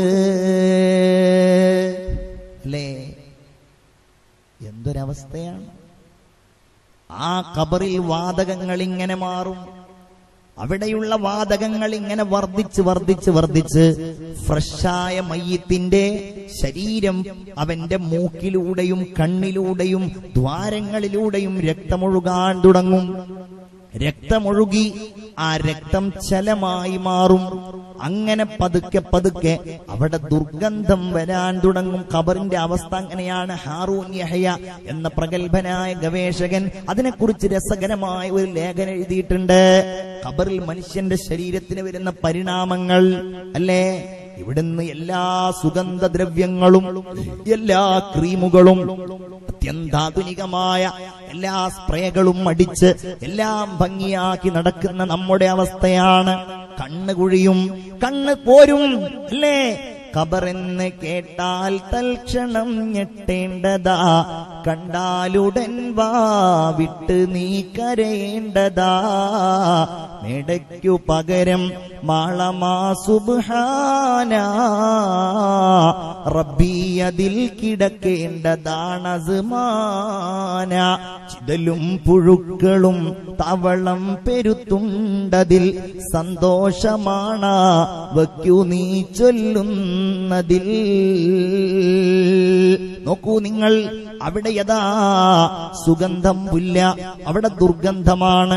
കണ്ണ് കുഴിയുന്നു, കണ്ണുകൾ പിളരുന്നു, മുടി മുഴിയുന്നു, നമ്മുടെ ശരീരത്തിലെ മാംസങ്ങൾ എല്ലുകളുമായി വേർപിരിയുന്നു, പുഴുക്കൾ ഇങ്ങനെ കടിച്ച് കടിച്ച് കീറുന്നു. ഇങ്ങനെ ഞാനും നിങ്ങളും പരീക്ഷിക്കപ്പെടുന്നതാണ് അല്ലേ. നമുക്ക് പോയി കിടക്കാനുള്ള ഇടം അല്ലെ. നമ്മളിങ്ങനെ കളിച്ച് നടക്കുമ്പോ ഇതോർക്കണം, ആഖിറം ഓർക്കണം. അതിനു വേണ്ടിയാണ് നബി പറയുന്നത് സൂറുൽ ഖുബൂർ. നിങ്ങൾ ഖബറുകൾ പോയി കാണണേ, ഖബറുകൾ കാണണം, മഖ്ബറയിൽ വരണം. ഫഇന്നഹാ തുദക്കിറുകുമുൽ ആഖിറ. ആ ഖബർ നിങ്ങളെ അല്ലാഹു തആല നിങ്ങൾക്കും നൽകിയിരിക്കുന്ന, നിങ്ങൾക്ക് നൽകുവാൻ പോകുന്ന പാരത്രികമായ ലോകത്തെ നിങ്ങളെ സ്മരിപ്പിക്കുന്നതാണ്. പള്ളിക്കാട്ടിലേക്ക് നടന്നു പോകുമ്പോ ആ രണ്ട് മടികളിലും ഖബറുകളുടെ മുകളിലുള്ള മീസാൻ കല്ലുകൾ കാണുമ്പോ നമ്മൾ സലാം പറയാറില്ലേ അവരോട്? അസ്സലാമു അലൈക്കും ദാറ ഖൗമിൻ മുഅ്മിനീൻ വ ഇന്നാ ഇൻഷാ അല്ലാഹു ബിക്കും ലാഹിഖൂൻ. വ ഇന്നാ തീർച്ചയായും ഞങ്ങൾ ഇൻഷാ അല്ലാഹു ബിക്കും ലാഹിഖൂൻ, അല്ലാഹു നിശ്ചയിക്കുകയാണെങ്കിൽ നിങ്ങളിലേക്ക് വന്നു ചേരാനുള്ളവരാണ്. അൻതുമുസ് സലഫ്, നിങ്ങൾ ഞങ്ങളുടെ മുൻപേ പോയവർ, ഞങ്ങൾ ഇതാ നിങ്ങളുടെ പിന്നാലെ വരുന്നു. ആർക്ക് പറയാൻ കഴിയും ഞങ്ങൾ വരൂല്ലാന്ന് അല്ലേ? എല്ലാവരും പോയില്ലേ? ലോകം അടക്കി ഭരിച്ചവർ പോയില്ലേ? ഞാനാണ് ദൈവമെന്ന് പറഞ്ഞവർ ഖബറിന്റെ ഉള്ളിലായില്ലേ? മണ്ണോട് ചേർന്നില്ലേ? ബഹുമാനപ്പെട്ട വലിയ ഭരണാധികാരിയായിരുന്നു സയ്യിദുനാ ഉമർ ഇബ്നു അബ്ദുൽ അസീസ് റളിയല്ലാഹു അൻഹു. ഒരു കുറവുണ്ടായിരുന്നില്ല. നമ്മളൊക്കെ നല്ല വസ്ത്രം ധരിക്കുമ്പോ നമ്മൾ ഓർക്കണം, ഇമാം ഉമർ ഇബ്നു അബ്ദുൽ അസീസിനെ കാണാൻ വേണ്ടി, അദ്ദേഹം ഖലീഫയാണ്, അമീറുൽ മുഅ്മിനീനാണ്, കാണാൻ വേണ്ടിയിട്ട് തന്റെ ഉസ്താദായ അബൂ ഹാസിം എന്ന പണ്ഡിതൻ ചെന്നു. ഇമാം ഗസാലി ഇഹ്യയിൽ പറയുന്നുണ്ട് റളിയല്ലാഹു അൻഹു, ബഹുമാനപ്പെട്ടവര് പറയുന്നു, അങ്ങനെ ഉസ്താദ് കാണുന്നോ ആളുകൾക്കിടയിൽ കുഴിഞ്ഞ കണ്ണുകളുമായി, ദുർഗന്ധ ചെളിയായ വസ്ത്രങ്ങളുമായി, തുന്നിക്കൂട്ടിയ വസ്ത്രങ്ങളുമായി, താടിയും മുടിയെല്ലാം ജടക്കുത്തിയിട്ട് ഉമർ ഇബ്നു അബ്ദുൽ അസീസ് എന്ന ഭരണാധികാരി ഇരിക്കുകയാണ്. ഉസ്താദ് ചെന്നു സലാം പറഞ്ഞു. എന്നിട്ട് തന്റെ ശിഷ്യനോട് സംസാരിക്കുകയാണ്, നിങ്ങൾ എന്താ ഇങ്ങനെ? നിങ്ങൾ നല്ല ഉഷാറായിരുന്നല്ലോ. കാന മർക്കബുക അലിയ, നിങ്ങൾക്ക് വലിയ വാഹനം ഉണ്ടായിരുന്നല്ലോ, വത്വഅമുക ശഹിയ, നിങ്ങൾ നല്ല ഭക്ഷണം കഴിച്ചിരുന്ന ആളായിരുന്നല്ലോ, വഹിർസുക കസീറ, നിങ്ങൾക്ക് ഒരുപാട് വേലക്കാരുണ്ടായിരുന്നല്ലോ, ഇങ്ങനെ എല്ലാം ഒരുപാടുണ്ടായിരുന്നു. എന്നിട്ട് എന്തേ നിങ്ങൾക്ക് ഇങ്ങനെ മാറ്റം വന്നത്? ബഹുമാനപ്പെട്ട ഉമർ ഇബ്നു അബ്ദുൽ അസീസ് പറയുകയാണ്, ഉസ്താദേ, ഇന്ന് എന്റെ വസ്ത്രം ഇങ്ങനെ ആയതിന്റെ പേരിൽ നിങ്ങൾ എന്നെ ആക്ഷേപിച്ചുവെങ്കിൽ കൈഫ ലൗ റഅയ്തനി ബഅദ സലാസ് വഅന ഫീ ഖബ്രി, എന്റെ ഖബറിന്റെ ഉള്ളിൽ ഞാൻ കിടന്ന് 3 ദിവസം കഴിഞ്ഞാൽ നിങ്ങൾ എന്നെ കണ്ടാൽ വഖദ് സാല ഹദഖതായ അലാ വജ്നതായ, എന്റെ മുഖത്തുകൂടെ എന്റെ കണ്ണുകൾ ഇങ്ങനെ പറഞ്ഞൊഴുകിയിട്ടുണ്ടാകും, എന്റെ വയറെല്ലാം പിളർന്ന് വജറത്തി ദീദാനു ഫീ ബദനി, എന്റെ ശരീരത്തിലൂടെ പുഴുക്കളൊക്കെ ഇങ്ങനെ നടന്നു പോകുമ്പോ നിങ്ങൾ എന്നെ കണ്ടാൽ ഇന്ന് നിങ്ങൾ എന്നെ ആക്ഷേപിച്ചതിനേക്കാൾ വലിയ ആക്ഷേപം അന്ന് നിങ്ങൾ എന്നോട് പറയില്ലേ? കണ്ടോ, ഇതാണ് പേടി എന്ന് പറഞ്ഞാൽ. അള്ളാഹു നമ്മുടെ ഖൽബിനെ നന്നാക്കി തരട്ടെ. നല്ലവരായാൽ ഖബർ സ്വർഗ്ഗമാണ്, അല്ലേ? ഇമ്മ റൗളത്തും മിൻ റിയാദിൽ ജന്ന, സ്വർഗ്ഗം, അല്ലെങ്കിലോ ഹുഫ്റതം മിൻ ഹുഫരിൻ നീറാൻ. എന്താ? ഖബർ അവിടെയാകുന്നു. എന്ത്? ഖബർ നരകത്തിലെ ഒരു കുഴിയായിട്ട് ഖബർ മാറുകയാണ്. ഒരു ഹദീസ് റസൂലുള്ള പറയുന്നു, നിങ്ങൾ മറ്റൊരാൾക്ക് വേണ്ടി ഖബർ തിരഞ്ഞെടുക്കുമ്പോ നല്ല ആളുകളുടെ സമീപത്ത് കൊണ്ടുപോയി നിങ്ങൾ ഖബറടക്കം ചെയ്യണം. അതൊരു കാര്യമാണ്. വാപ്പ മരിച്ച വേഗം ഇവിടുന്ന് ഖബർ കുഴിക്കുന്ന ആൾക്ക് വെറുതെ ഫോണിൽ വിളിച്ച് പറയല്ല, നമ്മൾ പോവണം, എന്നിട്ട് നോക്കണം, പടച്ചോനെ ഇവിടെയാണോ നല്ലത്, അപ്പുറത്താണോ നല്ലത്, നമ്മൾ നോക്കണം നല്ല ആളുകളുടെ അടുക്കൽ. എന്തുകൊണ്ടെന്നാൽ ചീത്താളുടെ അടുക്കൽ കൊണ്ടുപോയി മറമാടിയാൽ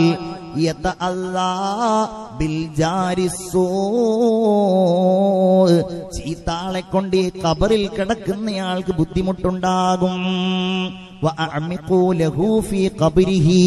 നിങ്ങൾ ആ ഖബർ നല്ല ആഴത്തിൽ കുഴിക്കണം. നിങ്ങൾ ചീത്ത അയൽവാസി അവനിൽ നിന്ന് അകറ്റുകയും വേണമെന്ന് മുഹമ്മദ് മുസ്തഫ സല്ലല്ലാഹു അലൈഹി വസല്ലം. ഖബറിലേക്ക് ആവശ്യമില്ലാതെ എത്തി നോക്കരുത്. അതുകൊണ്ടാണ് റസൂലുള്ളാഹി സ്വല്ലല്ലാഹു അലൈഹി വസല്ലം ആ ഖബർ കുഴിക്കുന്ന ഖബറിൽ ആളുകളെ മറമാടുമ്പോ ഖബർ ഇങ്ങനെ മൂടി നിൽക്കുന്ന എന്തെങ്കിലും കൊണ്ടുവരാൻ വേണ്ടി ആവശ്യപ്പെട്ടിരുന്നോ? അവിടുന്ന് പറഞ്ഞു, നിങ്ങൾ ഖബറുകളിലേക്ക് എത്തി നോക്കല്ലേ. എന്തുകൊണ്ടെന്നാൽ ആ ഖബർ ഫഇന്നഹാ അമാന, ആ ഖബർ ഒരു സൂക്ഷിപ്പ് സ്ഥലമാണ്. നോക്കൂ നിങ്ങൾ, അങ്ങനെ മലക്കുകൾ വരികയാണ്, മലക്കുകൾ ഖബറിലേക്ക് വരികയാണ്. അതിന്റെ ആത്മീയമായ ഭാഗമാണ്. നേരത്തെ ഞാൻ പറഞ്ഞത് ഭൗതികമായ ഭാഗം. എന്നിട്ടോ മലക്കുകൾ അവനെ ഇരുത്തുകയാണ്. ഇരുത്തിയിട്ട് മലക്കുകൾ, നിങ്ങൾക്കറിയാലോ, ഞാൻ പറയേണ്ടതില്ലല്ലോ, ആ സമയത്ത് അവന് നമുക്കുത്തരം നൽകാൻ കഴിയണം. അതിന് നമ്മൾ നന്നാകണം. എന്റെ റബ്ബ് അള്ളയാണ്, എന്റെ റസൂല് മുഹമ്മദ് മുസ്തഫ സ്വല്ലല്ലാഹു അലൈഹി വസല്ലമയാണ്, അല്ലേ? നമ്മൾ തസ്ബീത്ത് ചൊല്ലും. തസ്ബീത്ത് യുസബ്ബിതുല്ലാഹുല്ലദീന ആമനൂ ബിൽ ഖൗലി സാബിത്. സ്ഥിരമായ വാക്കെന്ന് പറഞ്ഞാൽ ലാ ഇലാഹ ഇല്ലല്ലാഹ് കൊണ്ട് യുസബ്ബിതുല്ലാഹുല്ലദീന ആമനൂ, മുഅ്മിനീങ്ങളായ ആളുകൾക്ക് അല്ലാഹു തആല സ്ഥൈര്യം നൽകും. അതെന്താണ്? അതിന് വേണ്ടിയാണ് നമ്മൾ പറയുന്നത് അല്ലാഹുമ്മ സബ്ബിതുഹു ഇൻദ സുആൽ. പടച്ചോനെ, മലക്കുകൾ വന്ന് വന്നുകൊണ്ട് അവനോട് ചോദ്യം ചോദിക്കുമ്പോ നീ അവനെ ശക്തിയാക്കി നിർത്തേണമേ. അല്ലാഹുമ്മ അൽഹിംഹുൽ ജവാബ്, അദ്ദേഹത്തിന് ഉത്തരം മുഴുവൻ നീ എറിഞ്ഞു കൊടുക്കണം, നീ തോന്നിപ്പിക്കണമേ. അല്ലാഹുമ്മ ജാഫിൽ ഖബ്റ അൻ ജംബി, ഖബറിലേക്ക് ഒരു മനുഷ്യനെ വെച്ചാൽ ഖബർ വന്ന് അങ്ങ് ഇടുങ്ങും എന്ന് മുഹമ്മദ് മുസ്തഫ. ഖബറിന്റെ രണ്ട് ഭാഗവും അങ്ങ് അങ്ങോട്ടും ഇങ്ങോട്ടുമായി ഹത്താ യഖ്തലിത അദ്ലാഉഹു, അവന്റെ വാരിയെല്ലുകൾ പോലും ആ ഇടുക്കത്തിൽ പെട്ടുപോകുമെന്ന് ഖാല റസൂലുള്ളാഹി സ്വല്ലല്ലാഹു അലൈഹി വസല്ലം. ഭയങ്കര പ്രശ്നമാണ് ഖബർ ഇടുങ്ങ. അതെന്തൊക്കെയാണ് പടച്ച റബ്ബേ അല്ലാഹ് അവിടെ ഒരുക്കിയിട്ടുള്ളത്. ഞാൻ വിശദീകരിക്കുന്നില്ല, സമയം 11:15. എത്ര നേരങ്ങൾ ഇരിക്കാന്ന് എനിക്കറിയില്ല.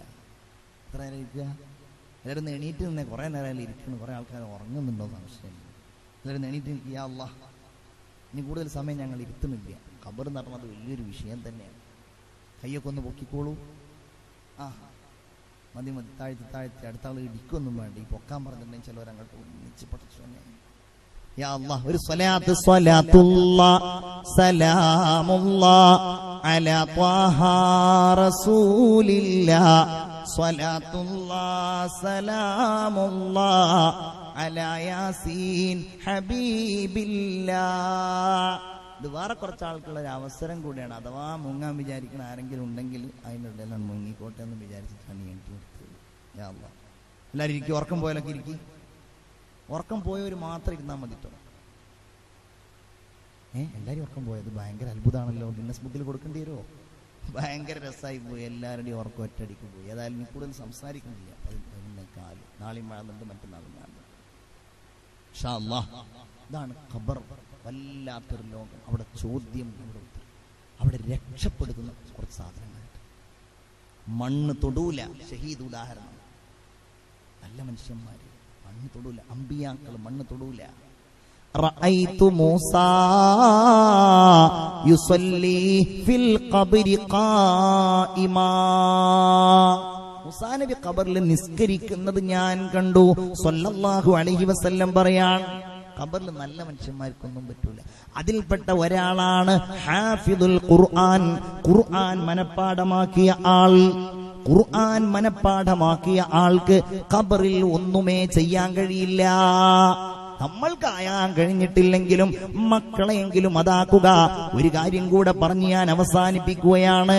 ഖബറിലെ ശിക്ഷയിൽ നിന്ന് രക്ഷപ്പെടാനുള്ള പ്രധാനപ്പെട്ട മാർഗമാണ് സൂറത്തു തബാറക, സൂറത്തുൽ മുൽക്ക്. തബാറകല്ലദീ ബിയദിഹിൽ മുൽക്ക് വഹുവ അലാ കുല്ലി ഷൈഇൻ ഖദീർ എന്ന് തുടങ്ങുന്ന ആ സൂറത്തുണ്ടല്ലോ, അത് എല്ലാ ദിവസവും രാത്രി ഓതിയാൽ വഹിയൽ മുൻജിയ വഹിയൽ മാനിഅ അൽ മാനിഅതു മിൻ അദാബിൽ ഖബർ, ആ ഖബറിലെ ശിക്ഷയിൽ നിന്ന് അല്ലാഹ് കാക്കുമെന്നാണ്. എന്റെ പ്രിയപ്പെട്ടവരെ, നമ്മൾ എപ്പോഴും ദുആ ചെയ്യുകയും നിസ്കരിക്കുന്നവൻ ദുആ ചെയ്യുമല്ലോ, നിസ്കരിക്കുന്നവൻ ദുആ ചെയ്യുമല്ലോ. അല്ലാഹുമ്മ ഇന്നി അഊദു ബിക മിൻ അദാബിൽ ഖബർ വമിൻ ഫിത്നതിഹി വമിൻ അദാബിൻ നാർ വമിൻ ഫിത്നതിൽ മഹ്യാ വൽ മമാത് വമിൻ ഫിത്നതിൽ മസീഹിദ് ദജ്ജാൽ. ഈ ദുആ നിസ്കരിക്കണോ ചെയ്യും. അല്ലാഹു തആല ആ ഖബറിലെ എല്ലാ അദാബുകളിൽ നിന്നും നമ്മയും നാമുമായി ബന്ധപ്പെട്ട എല്ലാവരെയും അല്ലാഹു തആല രക്ഷപ്പെടുത്തുമാറാകട്ടെ. മഹ്ശറിന് മുമ്പുള്ള ഈ വീട് അല്ലേ, അൽ ഖബ്റു അവ്വലു മൻസിലും മിൻ മനാസിലിൽ ആഖിറ, ആദ്യത്തെ വീടാ.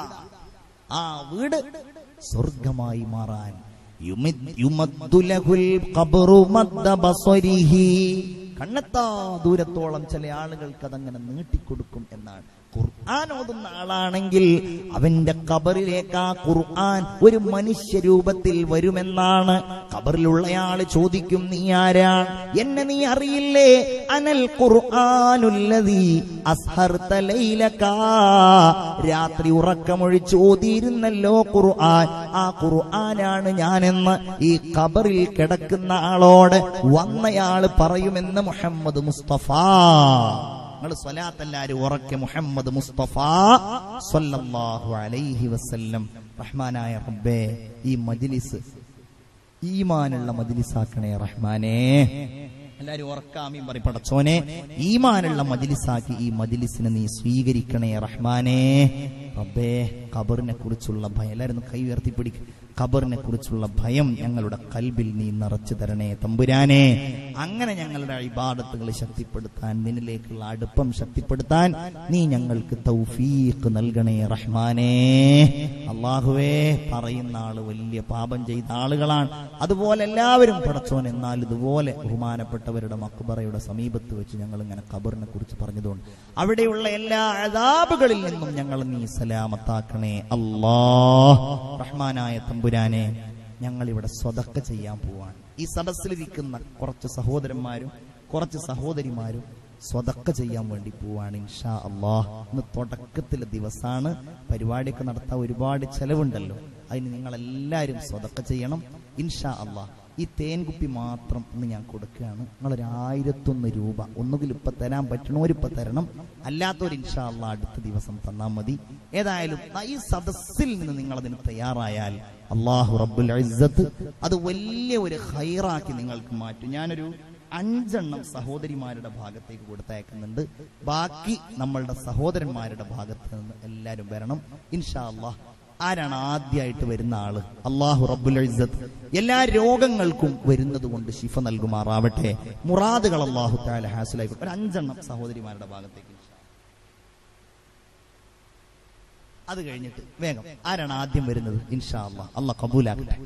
റഹ്മാനായ റബ്ബേ, 1001 രൂപയ്ക്ക് എന്ത് നിയ്യത്തോടെയാണോ ഈ മജ്ലിസിൽ നിന്ന് ഏറ്റുവാങ്ങുന്നത്, റഹ്മാനെ നീ സ്വീകരിക്കണേ തമ്പുരാനെ. ആരാണ് ആദ്യം? ഒന്ന് എണീറ്റ് നിന്നാൽ മതി ഇൻഷാ അല്ലാഹ്. അല്ലാഹു കബൂലാക്കട്ടെ. നല്ല ഒരു നിയ്യത്ത്. അൽഹംദുലില്ലാ തവസ്സൽനാ ബിബിസ്മില്ലാ വബിൽ ഹാദി റസൂലില്ലാ വകുല്ലി മുജാഹിദിൻ ലില്ലാ വഅഹ്ലിൽ ബദ്രി യാ അല്ലാഹ്. ഉറക്കെ സ്വലാത്തുല്ലാ സലാമുല്ലാ അലാ ത്വാഹ റസൂലില്ലാ സ്വലാത്തുല്ലാ സലാമുല്ലാ അലാ യാസീൻ ഹബീബില്ലാ. ഒന്ന് ആമീൻ പറയ് പടച്ചോനെ. ചോദിച്ചപ്പോഴേക്ക് എഴുന്നേറ്റ് നിന്ന സഹോദരന്റെ ഉദ്ദേശങ്ങൾ നിറവേറ്റണേ തമ്പുരാനെ. മുറാദുകൾ ഹാസുലാക്കി കൊടുക്കണേ അല്ലാ. റബ്ബേ, എന്റെ ദീനിന് വേണ്ടിയിട്ടൊരു 1001 രൂപ ഇതാ സ്വതക്ക ചെയ്യാൻ തയ്യാറായി. ഈ തേനിന് നീ ശിഫ നൽകണേ റഹ്മാനെ. ഏത് അസുഖത്തിനും സുഖം നൽകണേ അല്ലാ. ആരാണ് രണ്ടാമത്തെ ആള്? സദസ്സിന് ഒരു 3 ആളും കൂടി ഇൻഷാ അല്ലാഹ്. 1 2 3. അൽഹംദുലില്ലാഹ്, രണ്ടാമത്തെ ആളായി. അല്ലാഹു സ്വീകരിക്കട്ടെ. യാ നബി സലാം അലൈക്കും, യാ റസൂൽ സലാം അലൈക്കും, യാ ഹബീബ് സലാം അലൈക്കും, സ്വലവാത്തുല്ലാഹി അലൈക്കും. സഹോദരിമാരെ, 5 അങ്ങോട്ട് തിരിച്ചു കൊടുത്തേക്കരുത്. ഒരാളായിട്ടുള്ളൂ, അത് പോരട്ടോ. അത് 5 ആള്, ഏതെങ്കിലും ഒരു 3-4 ആളും കൂടി അവിടെ നിന്ന് കൊടുത്തിട്ട് സഹോദരന്മാരെ, ഇനി നിങ്ങളുടെ ഭാഗത്ത് ആരാളത്? വേഗം യാ അല്ലാഹ്. ഒരു 1001 റുപ്യ ഇൻഷാ അല്ലാഹ്. അല്ലാഹ് തൗഫീഖ് ചെയ്യട്ടെ. അല്ലാഹു തആല കബൂലാക്കട്ടെ. ആരാ? ഒരു 3 ആളും കൂടി ഇൻഷാ അല്ലാഹ്. അല്ലാഹു സ്വീകരിക്കട്ടെ. അല്ലാഹു ഈ സഹോദരന്റെ ഉദ്ദേശങ്ങൾ നിറവേറ്റി കൊടുക്കട്ടെ. മുറാദുകൾ അല്ലാഹു ഹാസിലാക്കി കൊടുക്കട്ടെ. ഞാൻ അവസാനം ഈ സദസ്സിൽ വെച്ച് ഞാൻ ദുആ ചെയ്യും. നമ്മളെല്ലാവരും തഖ്വയോടുകൂടെ ഇരിക്കുന്ന ഒരു മജ്ലിസാണ്. റഹ്മാനായ റബ്ബേ, എന്ത് രോഗത്തിന് വേണ്ടി ഇത് ഉപയോഗിക്കേണ്ടി വന്നാലും നീ അതിന് ശിഫ നൽകണേ അല്ലാഹ്. ഉറക്കാമീൻ പറഞ്ഞ് നീ ശിഫ നൽകണേ അല്ലാഹ്. ഒരു 2 ആളുകളും കൂടെ ഇൻഷാ അല്ലാഹ്. ഒരു 2 ആളുകളും ഒരാളായി ഇല്ലേ? ഒരാളായി അൽഹംദുലില്ലാഹ്. ഒരാളും കൂടെ യാ അല്ലാഹ്. ഒരാളും കൂടെ, ഏതെങ്കിലും ഒരു മുഅ്മിനായ ഒരു മനുഷ്യൻ. എനിക്കതൊരു മുഅ്മിനൊന്നും അല്ലാന്നൊന്നും ഞാൻ പറയുന്നില്ല, എന്നാലും ഇൻഷാ അല്ലാഹ് വേഗം ഒരാൾ അല്ലാഹ് സ്വീകരിക്കട്ടെ ഇൻഷാ അല്ലാഹ്. ഞാൻ ദുആ ഇൻഷാ അല്ലാഹ്. അവസാനം ഒരാളും കൂടെ യാ അല്ലാഹ്. മുഅ്മിനീങ്ങളിൽപ്പെട്ട ഒരാൾ അല്ലാഹു സ്വീകരിക്കട്ടെ. അല്ലാഹു തആല ഇത് നിയ്യത്ത് ചെയ്ത ആളുകൾ എന്ത് നിയ്യത്താണോ അവരുടെ മനസ്സിലുള്ളത് അല്ലാഹു തആല നിറവേറ്റി കൊടുക്കട്ടെ. അവിടെ കൊണ്ടുപോയ 5 എന്തായി? എത്ര? ഇൻഷാ അല്ലാഹ് മതി. ഇൻഷാ അല്ലാഹ്. അല്ലാഹു സ്വീകരിക്കട്ടെ. അല്ലാഹു എത്ര ആളായി?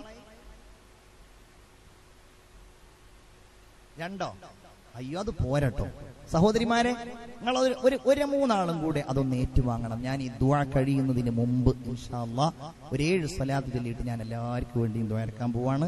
നിങ്ങളിന്ന് സ്വതക്കയുടെ ഒരു തുടക്കമാണ്. നാളെയും മറ്റന്നാളൊക്കെ ആയിട്ട് എല്ലാവരും ആത്മാർത്ഥമായി സ്വതക്ക ചെയ്ത് നമ്മുടെ ഈ പരിപാടി വിജയിക്കും. അല്ലേ? സല്ലല്ലാഹു അലാ മുഹമ്മദ് സല്ലല്ലാഹു അലൈഹി വസല്ലം സല്ലല്ലാഹു അലാ മുഹമ്മദ് സല്ലല്ലാഹു അലൈഹി വസല്ലം സല്ലല്ലാഹു അലാ മുഹമ്മദ് സല്ലല്ലാഹു അലൈഹി വസല്ലം സല്ലല്ലാഹു അലാ മുഹമ്മദ് സല്ലല്ലാഹു അലൈഹി വസല്ലം സല്ലല്ലാഹു അലാ മുഹമ്മദ് സല്ലല്ലാഹു അലൈഹി വസല്ലം സല്ലല്ലാഹു അലാ മുഹമ്മദ് സല്ലല്ലാഹു അലൈഹി വസല്ലമ അല്ലാഹുമ്മ സ്വല്ലി അലാ മുഹമ്മദ് യാ റബ്ബി സ്വല്ലി അലൈഹി വസല്ലിം. എല്ലാവരും ഇരുന്നിട്ട് ആത്മാർത്ഥമായിട്ട് ആമീൻ പറയും. അൽഹംദുലില്ലാഹി റബ്ബിൽ ആലമീൻ ഹംദൻ യുവാഫി നിഅമഹു വയുകാഫിഉ മസീദഹു. اللهم صل على سيدنا محمد وعلى آل سيدنا ومولانا وشفيعنا وحبيبنا محمد. أرحم الراحمين يا الملك الملوك يا ربي. ഞങ്ങൾ ഇന്ന് മരണത്തെക്കുറിച്ച് പറഞ്ഞു, ആഖിറത്തിനെ കുറിച്ച് പറഞ്ഞു. പടച്ചോനെ, ഖബറിലുള്ള രക്ഷയും ശിക്ഷയും കുറച്ചു ഭാഗങ്ങൾ പറഞ്ഞു. അല്ലാഹുവേ, ഞങ്ങളുടെ ദോഷങ്ങൾ നീ പുറത്തു തരണേ തമ്പുരാനെ. ആമീൻ പറയൂ പടച്ചോനെ. ഞങ്ങളുടെ പാപങ്ങൾ നീ വിട്ടുപുറത്തു മാപ്പാക്കണേ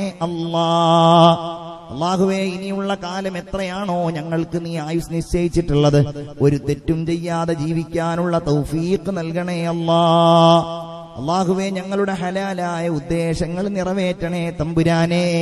ഞങ്ങളുടെ മുറാദുകൾ നീ ഹാസിലാക്കണേ അല്ലാഹുവേ. ഞങ്ങളുടെ പാപങ്ങൾ നീ പൊറുക്കണേ തമ്പുരാനെ.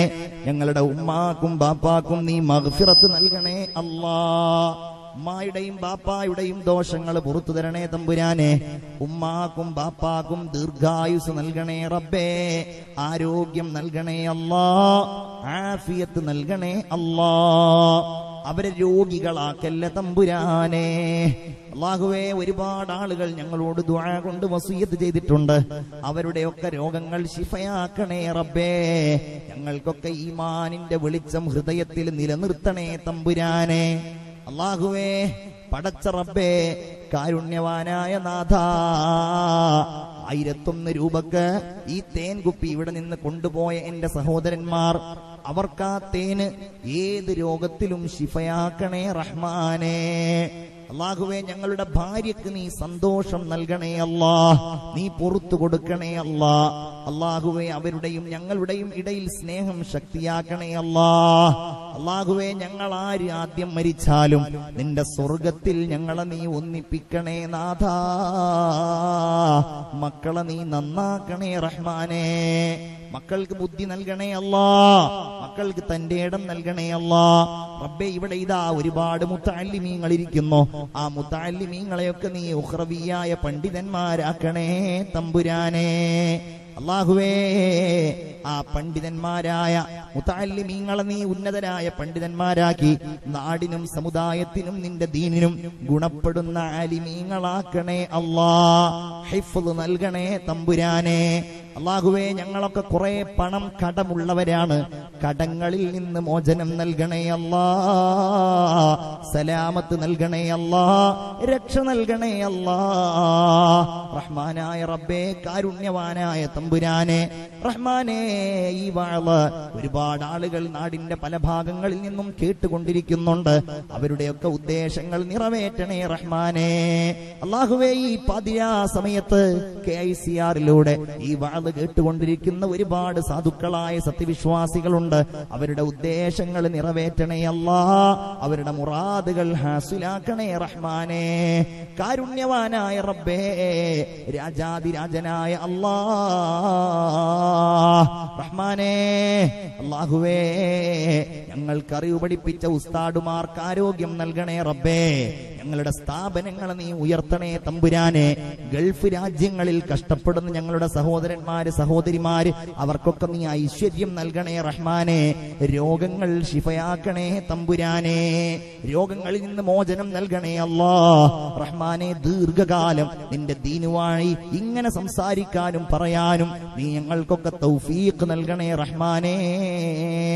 റബ്ബനാ ആതിനാ ഫിദ്ദുനിയാ ഹസന وفي الآخرة حسنة وقنا عذاب النار ربنا تقبل منا إنك أنت السميع العليم وتب علينا إنك أنت التواب الرحيم آمين برحمتك يا أرحم الراحمين وصلى الله تعالى وسلم على خير خلقه سيدنا محمد وعلى آله وصحبه أجمعين والحمد لله رب العالمين. എല്ലാവരും ഒരു 3 സ്വലാത്ത് ചൊല്ലി എനിക്ക് വേണ്ടി ദുആ ചെയ്യണമെന്ന് വസിയത്ത് ചെയ്യുന്നു. സല്ലല്ലാഹു അലാ സയ്യിദിനാ മുഹമ്മദ് സല്ലല്ലാഹു അലൈഹി വസല്ലം സല്ലല്ലാഹു അലാ സയ്യിദിനാ മുഹമ്മദ് സല്ലല്ലാഹു അലൈഹി വസല്ലം അല്ലാഹുമ്മ സ്വല്ലി അലാ സയ്യിദിനാ മുഹമ്മദ് യാ റബ്ബി സ്വല്ലി അലൈഹി വസല്ലിം. അസ്സലാമു അലൈക്കും വറഹ്മത്തുള്ളാഹി വബറകാതുഹു.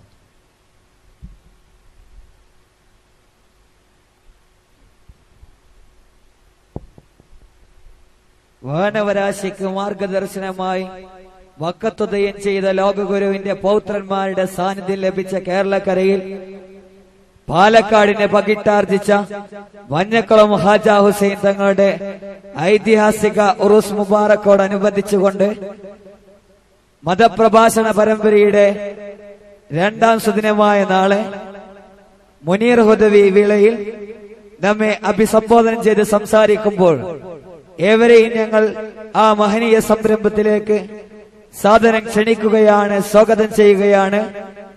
നാളെ വൈകിട്ട് കൃത്യം 8 മണിക്ക് മഞ്ഞക്കുളം ഹാജ ഹുസൈൻ തങ്ങൾ നഗരിയിലേക്ക്.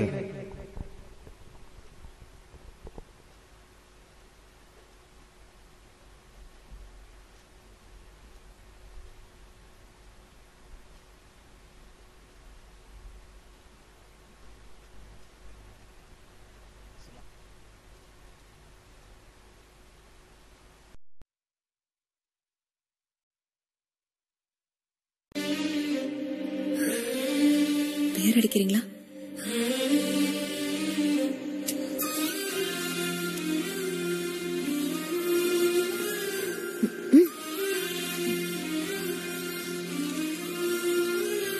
என் பொண்ணுக்கு என்கிட்ட ஏதாச்சும் காரியம் ஆகணும்னு வச்சுங்களேன், பியர் வாங்கி கொடுத்தா கரெக்ட் பண்ணுவேன்.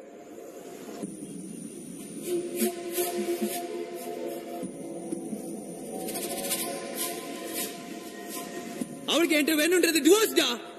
ப்ளீஸ் சொல்றது ஜான். ஏங்க, உங்களுக்கு என்கிட்ட டிவோர்ஸ் தானே வேணும்?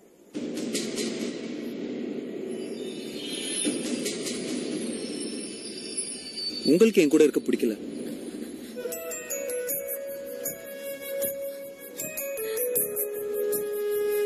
கொடுத்துறேன். ஒண்ணும் இல்ல, நான் ஆஸ்திரேலியா போறேன். காலையில இருந்து யோசிச்சுட்டு இருந்தேன் உங்ககிட்ட எப்படி சொல்றதுன்னு.